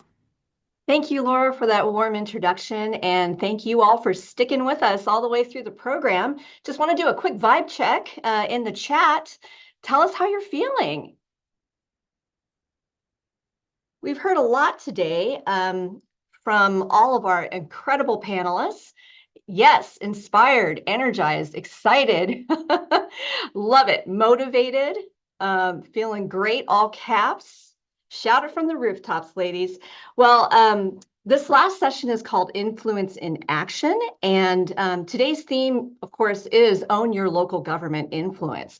We've talked about self-advocacy. We've shared moments of vulnerability together this morning and heard authentic stories from our panelists. And we've talked a lot just in the last panel about strategic communications and storytelling as a way to leverage influence. And so this panel should hopefully bring it all together for you. Influence is a movement. It's momentum. It's the ability to shift rooms and policies, teams and outcomes. And sometimes it doesn't even require raising your voice, but just simply your presence. Influence is something that's often felt, but let's make it a little bit more tangible, recognizing that we all wield influence. So I'm thrilled to announce our powerhouse panel to bring it all home for everyone. Start with Emily Colon. She is a partner at the Southern Group in Florida and brings over a decade of executive local government leadership experience that actually started in a county budget office. And she now helps local governments clients with strategy, leadership, personnel, and politics. Emily is a founding board member of Florida Women Leading Government. Our second panelist is Ginger Spencer, who is the Assistant City Manager for the City of Phoenix, Arizona, with nearly 3 decades of service. To her credit, she is the immediate past president of the Arizona City County Management Association and is nationally recognized for her leadership and influence in diverse areas like public works, arts and culture, and economic development. Welcome, Ginger. And finally, Marcia Frazier, who's the city manager of Douglasville, Georgia since 2015. Fun fact about Douglasville, I just learned, is where Stranger Things is filmed. Yes. Okay, maybe Stranger Things watch party after this. She's a past president of the Georgia City County Managers Association, teaches in the Masters of Public Administration program at the University of West Georgia, and is a U.S. Navy veteran. Thank you, ladies, for joining us today. Let's kick this off with some more chat. I'd love to hear from the audience.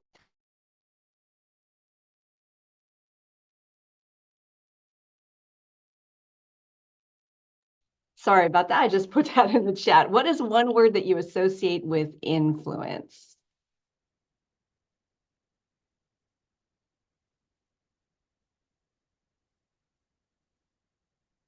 I see agency. I see communication, respect, power. Lots of comments on power, charisma. I love kindness in there. Trust and credibility and command. Transparency. We were just talking a lot about transparency. Being a catalyst. Persuasion. Accountability and integrity. It's interesting to me how much power shows up in this. And so I want to start by asking Emily to tell us, when you hear the word influence yourself, and specifically thinking about influence in action, what does that mean to you? And when did you realize that influence matters more than authority? Thank you so much, Craddock. Happy to be here. Welcome to everybody. So great to see how many people participating. So when I first heard this question, the nobody has said my word yet, which was kind of interesting, but the word that initially popped into my head was choice. The choice of someone to follow your lead and to be influenced by you. And I think I learned this lesson professionally. Some years ago, I was made an interim purchasing director after a very turbulent time.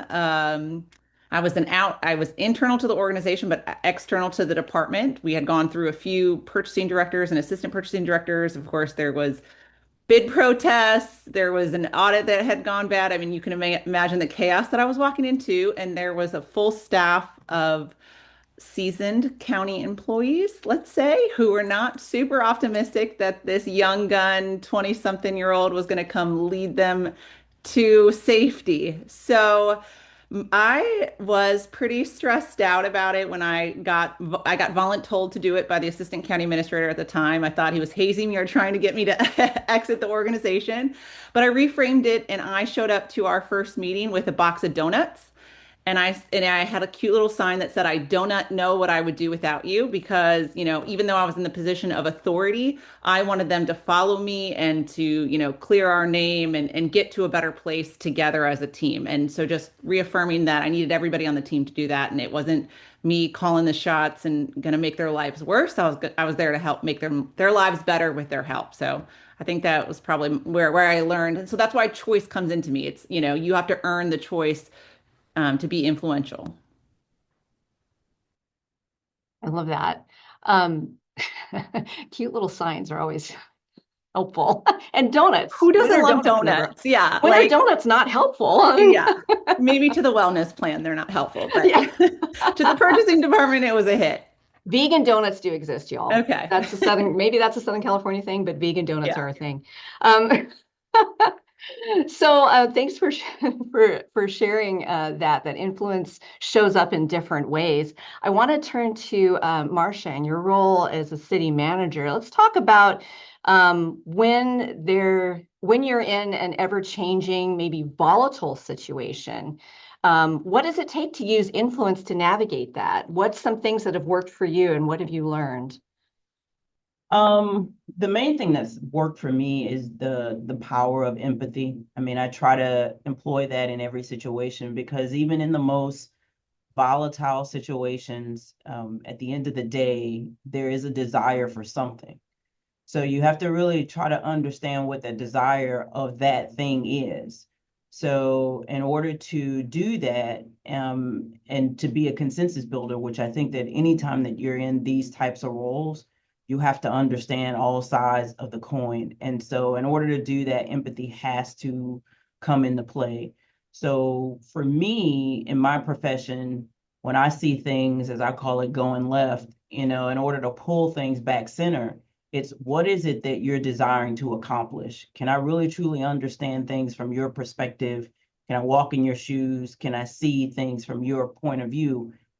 And I don't think I've met a person yet, even in the most hostile of environments, that when I start to deliver their message back to them with understanding, that there is not some level of recentering.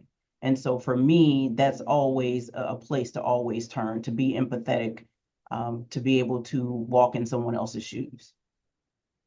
Yeah, empathy is a powerful magnet, isn't it? It is.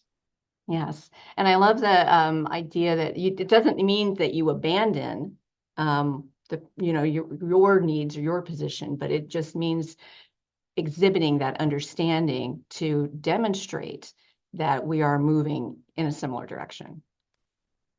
Yeah, I love that. Thank you.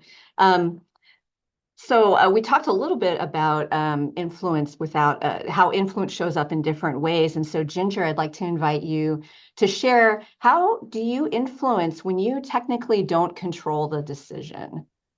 Yeah, so thank you, Craddock. Thank you for hosting our panel today. And also just want to start from a place of gratitude and say thank you to ICMA, She Leads, and also to Sigma, and just give everyone greetings from beautiful, sunny, as you can tell, Phoenix, Arizona, and greetings from ACMA. So basically influence and having that and being able to lead when you don't control others. I found that early on in my career. I've been with the city now nearly 3 decades, 30 years, but I was promoted into management 4 years after I started as a management intern at the age of 28. And I was running a one-stop location for victims of domestic violence and sexual violence. And we had police officers there. We had an entire bureau from the police department. We had prosecutors. We had caseworkers from nonprofits. And it was quite the experience. And I remember one of the police commanders stopping me in the break room one day, basically saying, "Oh, you've got the triple whammy." And I just, played dumb. and said, "Oh, well, what would that be?" And he was like, "Oh, well, you're a woman, you're a minority, and you're young, you know." And so I flipped it back on him. I said, "Oh, well, didn't you miss something?" And he looked at me, he was bewildered. And I said, "And I'm non-sworn." And so I think, hearing all of the presentations today is know thy own self, right? And know thy audience and the individuals that you're working with. I also knew, right, being in that role as a female, as a woman, being young, right?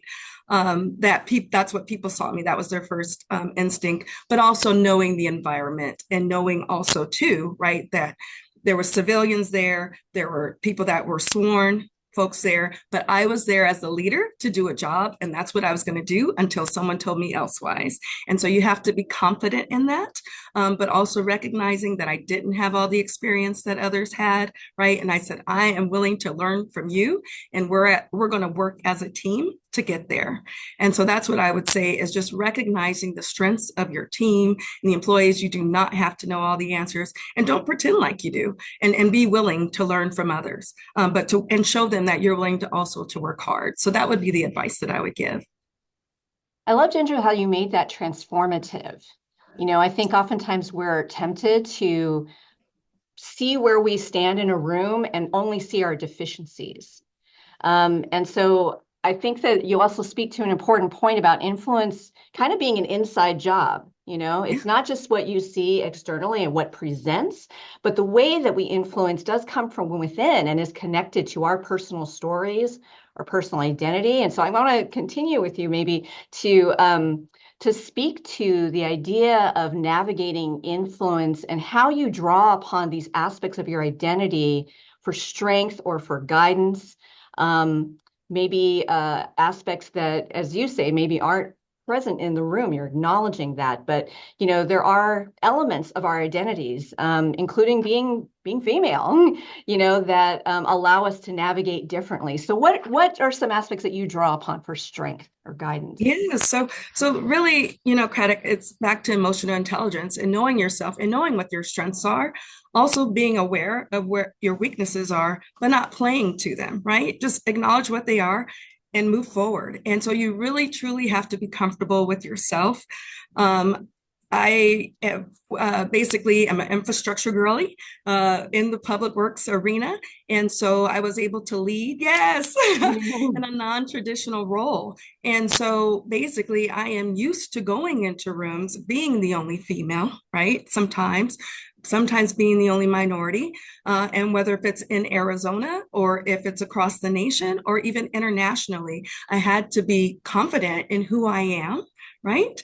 And knowing that I had a seat at the table, I was supposed to be there, right? And I had something to contribute. And so really you have to acknowledge that. Imposter syndrome tries to come in every now and then, right?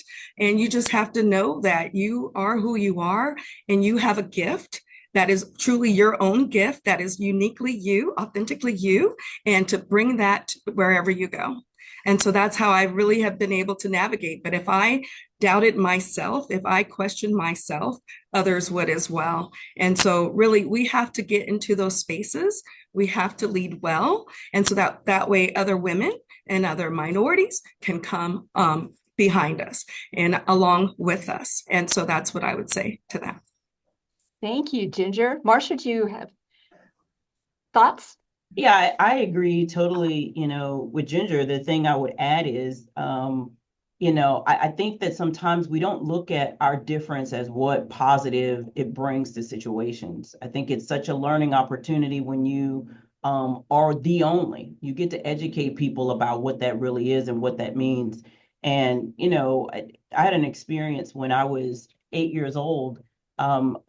I sold the most Girl Scout cookies in the state. And I was afforded the opportunity to go to Girl Scout camp at no cost, to my family, which was a big deal. And I was the only African American female on that camp. And so they singled me out a lot during that time. And I didn't necessarily know or register what that really was about, but I knew I was uncomfortable.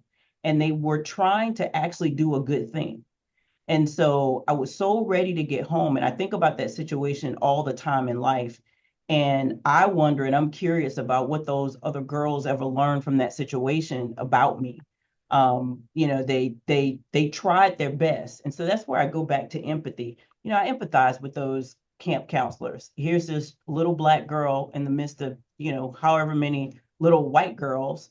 And what do they do and how do they handle that? And, I think as an adult now, we get an opportunity to educate people how to handle situations. What a great opportunity to educate people about the difference and the similarities. Because how different was I than all those other students? Not at all, other than the fact that, you know, my race was different. So I try to, lean into those things because I think we all have those little moments in life that we can carry forward to say what positive we bring to something. Because I think when we walk in and we're the only and we have trepidation about that, that is tied to shame. And I don't think that we need to ever carry that in life. We need to carry about what the beauty of difference really means and how that difference can actually unite us. That's a beautiful reflection, Marsha. I would love to have known 8-year-old you. I think we would have been friends. Emily, I feel like you have some stories here on this topic. Well, I just think that sometimes when you're the only, there is this unwritten pressure, at least self-induced, that you put on yourself. When you're the first female, the first minority, the only this, the only that in the room, at least for me, there was this pressure that I had always put on myself that, if I screw it up, I'm going to wreck it for every woman behind me, or I'm going to, and I am a very proud and loud mom of 3. So, I'm going to show that working there, you can be a working mom with a working spouse, and it can, you can be in city management. And I just always felt, and a lot of it was self-induced, right? Because we are high achievers, to have that pressure to be all the things to all the people and not screw it up for the next person because we worked so hard to get there.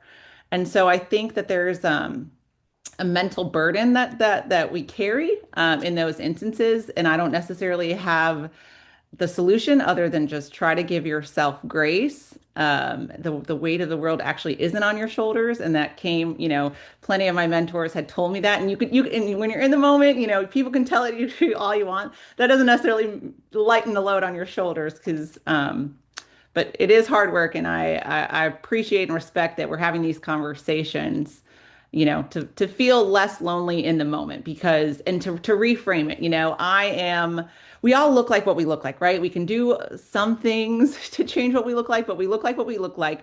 And so people's first impressions, at this point in the game, we have kind of an idea of what that first impression is going to be. And when I was younger, younger in my career, I used to get quick to be offended by it. That I look like I look the dumb blonde comment from earlier, sure got that. By the way, I'm a lot taller than most people, or I have a Hispanic last name, but I'm this tall Swedish girl from Minnesota. It doesn't add up. Like whatever it is, I'm offending you in some way when I meet you because you already thought this. And get over it. I'm over it. I'm going to show you every way that you were wrong. And it's back to knowing yourself. We talked about this.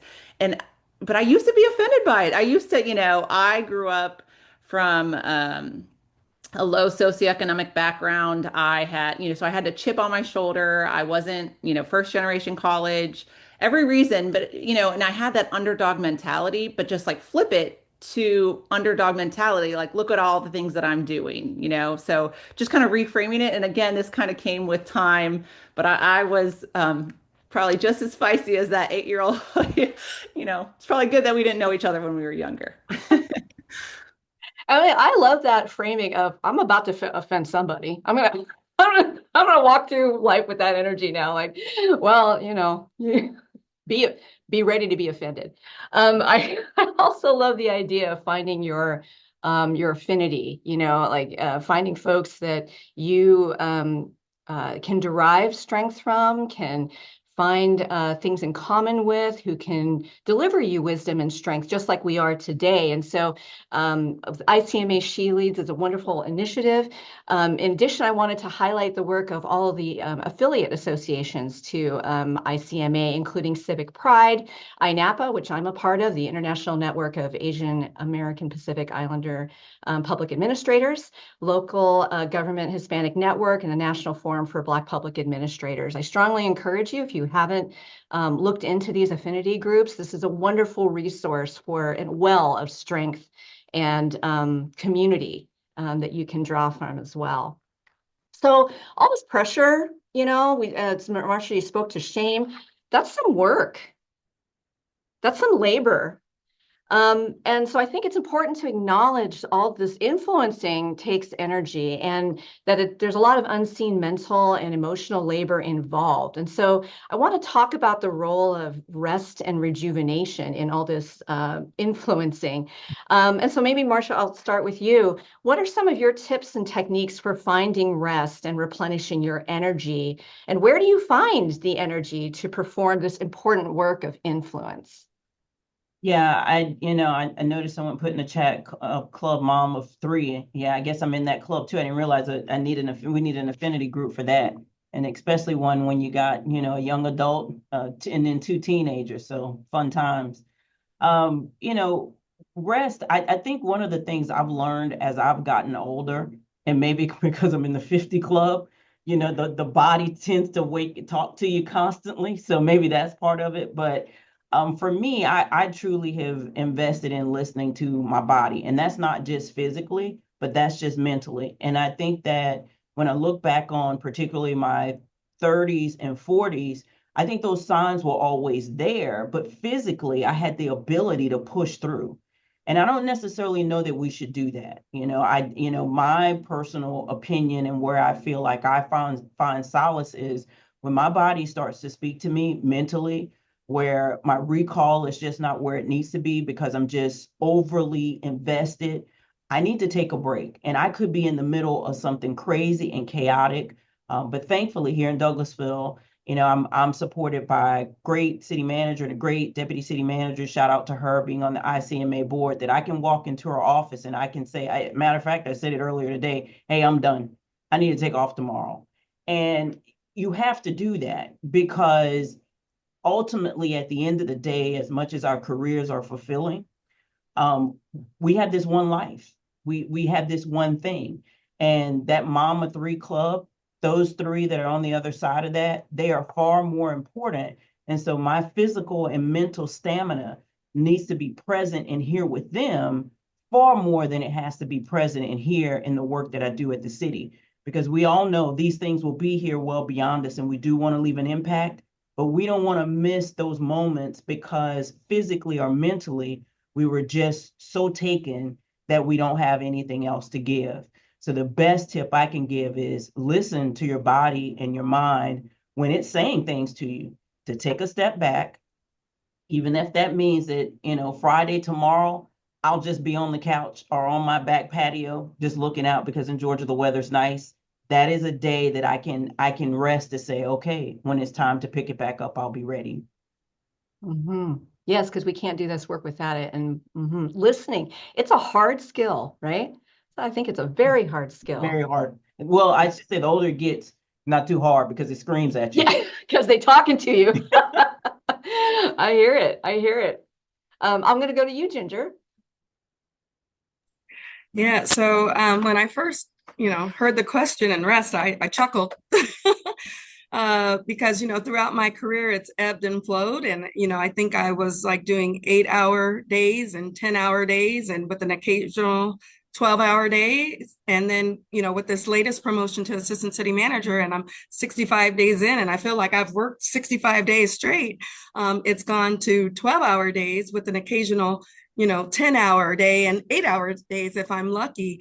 And so really that rest is so important. And even in 65 days, I'm pretty resilient, pretty healthy. But I ended up getting sick. And I didn't really even rest. I teleworked while I was sick. And then a whole week later, I got sick again. And I was like, okay, Ginger, it's because you're not resting. And so I really had to get back to my routine of my morning devotion, my 3 mile walk in the mornings. I hike every weekend. I get out in nature. It grounds me. And so it's just really important, ladies, that you get that rest and that you take care of yourselves so that we can do these jobs that we love so much. But it is important. I'm in the 50 club as well. Same, and same. so, maybe, I'm used to being really strong, but my body was talking to me. And ultimately, that's what I had to do. I had to rest. And so even, with functions in the evening or weekend events and that sort of thing, what I do is I will pencil out, either a Saturday or a Sunday where I completely disconnect. And that is my time to recharge. And that rest is so important. It truly is. So take care of yourselves, ladies. Yeah, and I like that sort of the idea. We got to give ourselves a little permission here, Yeah. And we don't have to, we shouldn't have to, but I think that I'm looking at some of the comments in the chat. Sometimes these are things that we need to remind ourselves of, and it is okay. Yes. Emily, do you want to share some tips and techniques and maybe some ways that you've made space for this operationally, systemically? It's important to know burnout is not a destination, right? I think I used to always think like, oh, I'm not burnt out yet because when I'm burnt out, I will collapse. I thought like I've arrived, I'm burned out. Like I don't know. I thought there was gonna be like a I must have worked really hard. I'm burned out. Congratulations, you get a medal for being burnt out, Yeah. So I think just knowing, kind of back to what the lady said, like knowing yourself, kind of looking for those signs, of course, practicing what you preach when you have a director. It's easier sometimes to spot those in your team members and then just kind of do that self-reflection on yourself. And what works for you isn't going to work for the next person, right? So um, for me, being still is more stressful. I can't go sit on a back porch. I think I'd start twitching, which is like, listen, this is something toxic. This is a whole another conversation, right? Understood. So for me, I have to but I have to escape. So for me, it's reading. I like reading, I like reading leadership books, but I also like reading just something just totally happy and funny that can, especially when you're in a super stressful situation, it's like, I need to be removed from this. Maybe people watch TV or movies. But I like to do that. And then also, back to the mom, just I look at the lens of my lens of the world is through their eyes. So if I wouldn't want them to be doing and working, like kind of reframe it. And I have younger, very honest and unfiltered children. So they will say, "Mom, you look terrible," or, and you're like, "Oh, geez." Somebody at work wanted to say that, but they didn't. But I heard it from my kid, or Mom, this is, they love to tell me. So they're kind of my mirror that you can't escape. So Kids are I use speaking that truth too at all to times, but remember. I want to address a couple comments in the chat from those that do not have kids. And I know that we all, we also supervise folks or have folks in our teams that don't have kids, but are getting the notes from their teammates like, well, you don't have kids, you can't possibly be tired. I don't think you know what that means. Marcia, I saw you come off mute first. Oh, I send my folks at home too that don't have kids. I mean, I'm a stickler about it. Some of you know Chelsea Jackson, our deputy city manager. She's not married, she doesn't have kids, but I mean, she is going 100 miles an hour too. And the reality of it is I just think that those of us who are moms, we weren't always moms. So, and I just think that when you have that drive in you, that's there whether you have kids or not. So you need to be very empathetic to the fact that, they don't get to get piled upon just because it may appear that they have the time, because the reality is their lives are just as full, just may not be full with children. So I just think we need to always keep that in mind and understand what that life is like. And I would like to add to what Marcia said, credit to that question as well. So for me, my story was I had my daughter. I was a single mom. And when I was in college, first generation, everyone was like, oh, you're pregnant and you're going to drop out. And I was like, nope, I'm not doing that. And like you heard earlier today, knew the statistics. Nope, we're going to finish college. And so now my daughter is 32 years old, right? But I still check in with her, still go and see her, and you still have to have that time for your spouse, for your children, even if they're adult children. And it does give me a little bit more flexibility though. But back in the day when I started out, she was in meetings with me, she was in videos for the city of Phoenix that we just did what we had to do. But what I do know is I do have employees, right, who do not have children. They still need that time. You still need that balance. And I say, take care of me by me, right? You have to be able to do that. And so, and then I also have people who have pets as well. You know, I've got a grand dog. I love him. And Rocky, he's oh so cute. But anyway, you got to, you know, be able to take care of your pets as well, and recognize that people's family, right, are different. And so you know, like Emily said earlier, you don't have to give that what did she say, burnout badge of honor, right? You got to take care of yourself. So don't let people overwork you. I've had bosses in the past where they didn't have children, and they really weren't understanding. That word empathy, it wasn't there, Marcia. And so I'm glad that we have leaders now, and we are leaders now, right, who are understanding. Mm-hmm. Anything to add, Emily? No, I mean, it's all good stuff. I think it doesn't matter, you know, kind of back to like the preconceived notion. It doesn't matter if you're a parent, it doesn't matter if you have aging parents, it doesn't matter if you're taking care of a neighbor or you have a pet, right? Burnout happens to everybody. So it's just knowing yourself and knowing when that, you know, how to manage yourself and your team. Yeah, and recognizing if you have the ability, I know, like I'll speak for myself and my teams, you know, I don't need to know what you're doing in your time off. You know, it does not matter. The point is that you're resting, you're rejuvenating, you're coming back to us with your full self. And that's so important, you know, as you alluded to earlier, that people need to be able to show up as their full selves.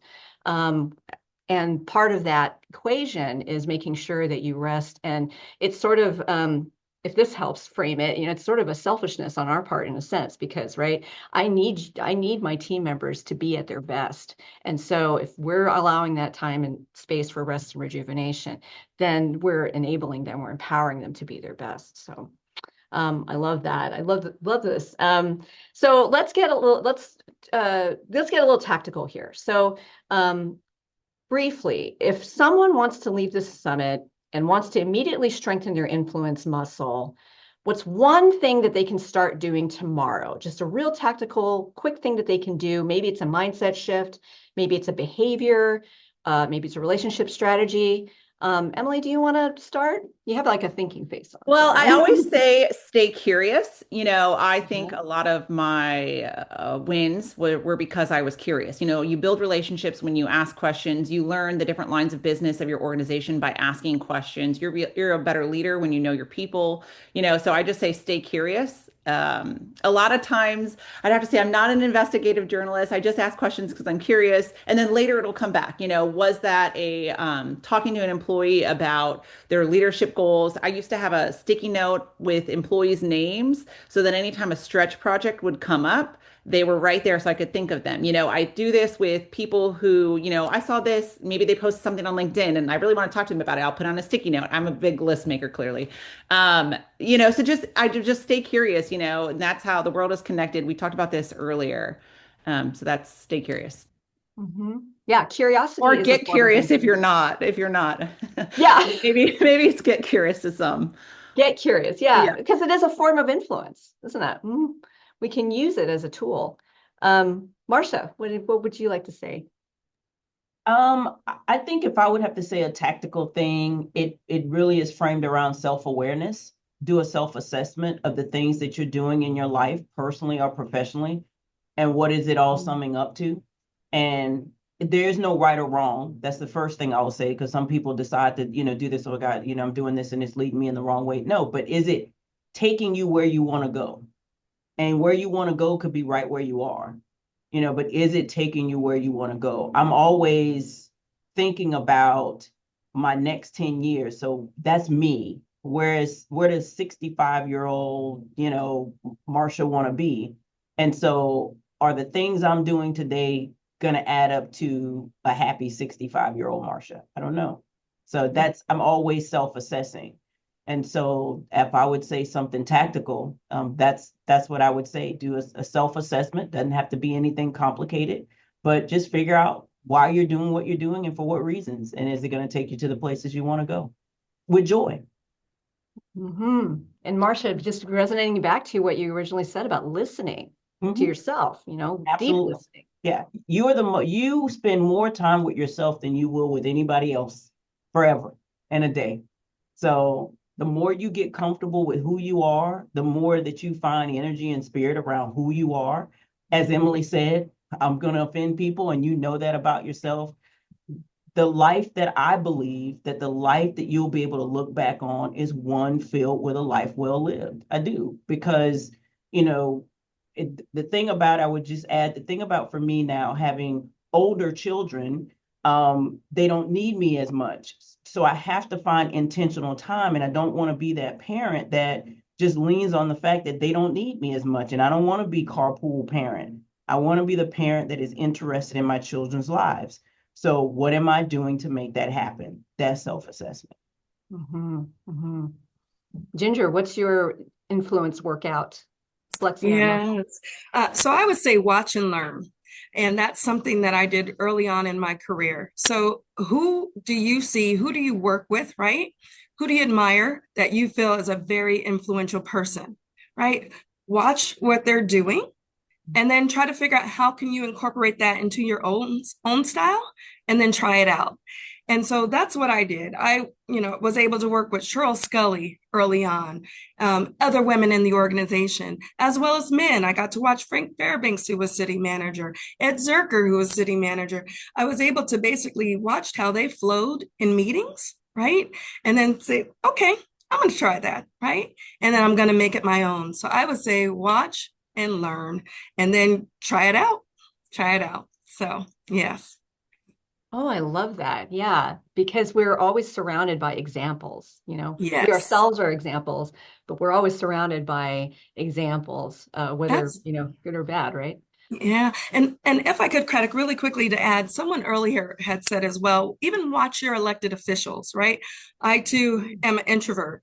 And a lot of the elected officials, they're introverts. But when you see them out there working with the residents and in the meetings with the business community, they turn it on. And so there is so much also to learn from them as well. So that's what I would say.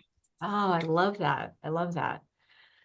All right, so here is the words of wisdom wrap up here. So you're speaking to a woman in local government who's incredibly capable, but she's still waiting for permission.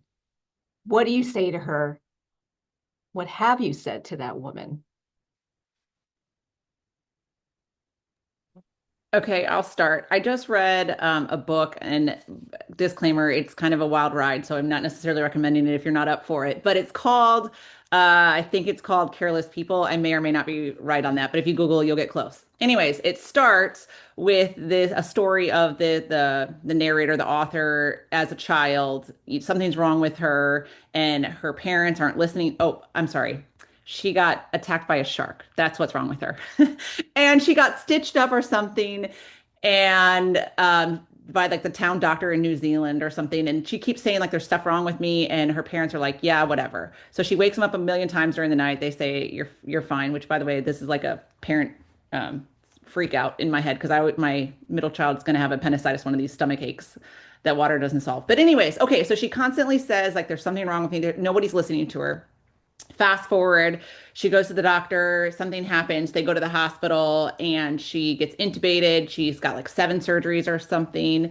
And then she, she wakes up from her coma, because they all thought she's dead, but she's conscious. So she's recollecting this childhood trauma, of a stream of consciousness that, they're basically saying she's dead, whatever. She wakes up from her coma. The nurse gets her mom, and her parents are like, "Oh my gosh, the medical team saved you!" Da da da, like just praising everyone who didn't listen to her. And so she says to get a piece of paper and a pen, and she wrote, "I saved myself." And I was like, done. That's all you need to know about this book. I mean, there's other good parts too, but I saved myself. So that's what I would tell a younger version, like save yourself. Don't be the victim of your own story. Reframe it.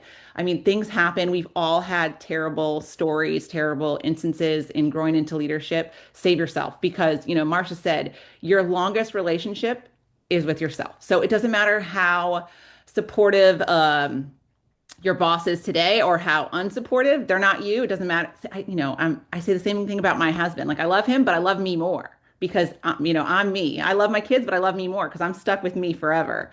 So just That's my I saved myself. And I think it's called, what did I say? Someone put it in the Fearless chat People, for you. maybe? So Yeah, there you go. yes. Save yourself. Yes.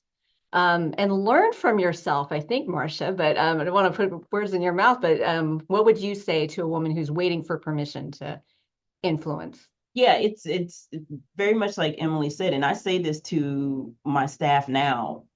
The only person who really can give you permission is you. So if you're waiting, you may never get the answer you want. And that's just the reality of it. There is such a thing as timing situation, but as far as permission to do something, only you grant yourself that. Only you grant yourself.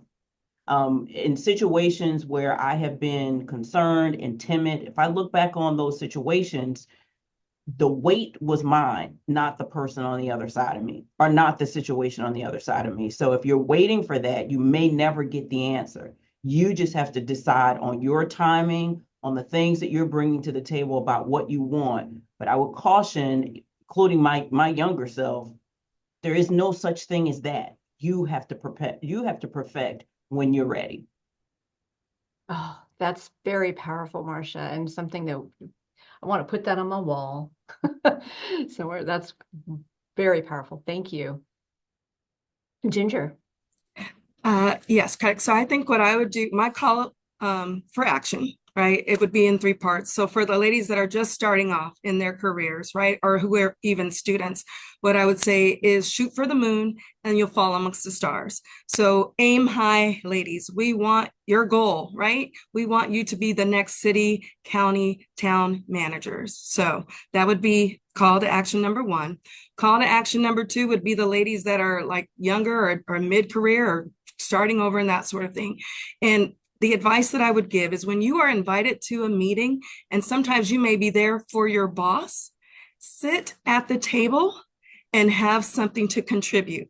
So many times as a leader, I've seen young women come into the organization, that get invited to a meeting for, let's say, their deputy director, and they sit along the walls. I invite them, sit at the table. They also sometimes don't have anything to contribute. We all have something to contribute. And so the reason why I say that is because the young men, when they've come into my meetings, I don't have to tell them sit at the table. I don't have to tell them to have something to contribute. They do it on their own. And so I would encourage women, right, to do that, because I've seen that. And then I've also encouraged young ladies to come to the table. The third call to action that I would say is for those of us, right, who are seasoned, who have experience, who are in leadership positions, make sure that we are passing the baton of leadership to the next generation. We need to make sure that we are mentoring others, that we are pouring into others, that we are preparing others to take on our roles. And so pass the baton of leadership. And those would be the call for action that I would lead. Well, thanks to all 3 of you for all these amazing insights and wisdom. And I don't know about y'all, but if you're not ready to own your influence by this time, reach out for more support if you need. But there's some really wonderful stories that have been shared today and some wonderful words of wisdom. So thank you so much to the panelists. Thank you all for showing up today. And special thanks to the ICMA staff. This was a tremendous event, and a lot of organization and hard work goes on behind the scenes. So thank you all. And remember, the rooms that you walk into tomorrow are different because you are in them. So don't be afraid to own your influence. Thank you so much for your time and attention, and I'll turn it back over to Isabel with some final words. Thank you, Craddock. Hi, everyone. My name is Isabel Bulio-Micton, and I'm the Director of Strategic Relationships, Member Support and Advancement at ICMA. Thank you to all our panelists and moderators, and to everyone in the audience who joined us today. This has been an incredible event. And a special thanks to our event sponsor, Cigna Healthcare, for their continued support to help make this annual event a success.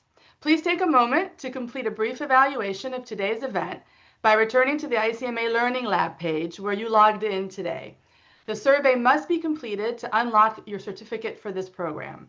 After completing the survey, you can access your certificate via the Achievements tab at the top of the interface.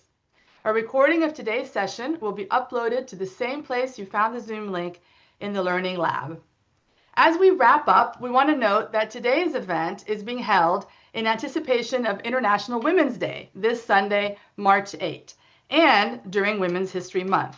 Throughout March, we celebrate the contributions, leadership, and lasting impact of women, and today's conversation is part of that broader recognition.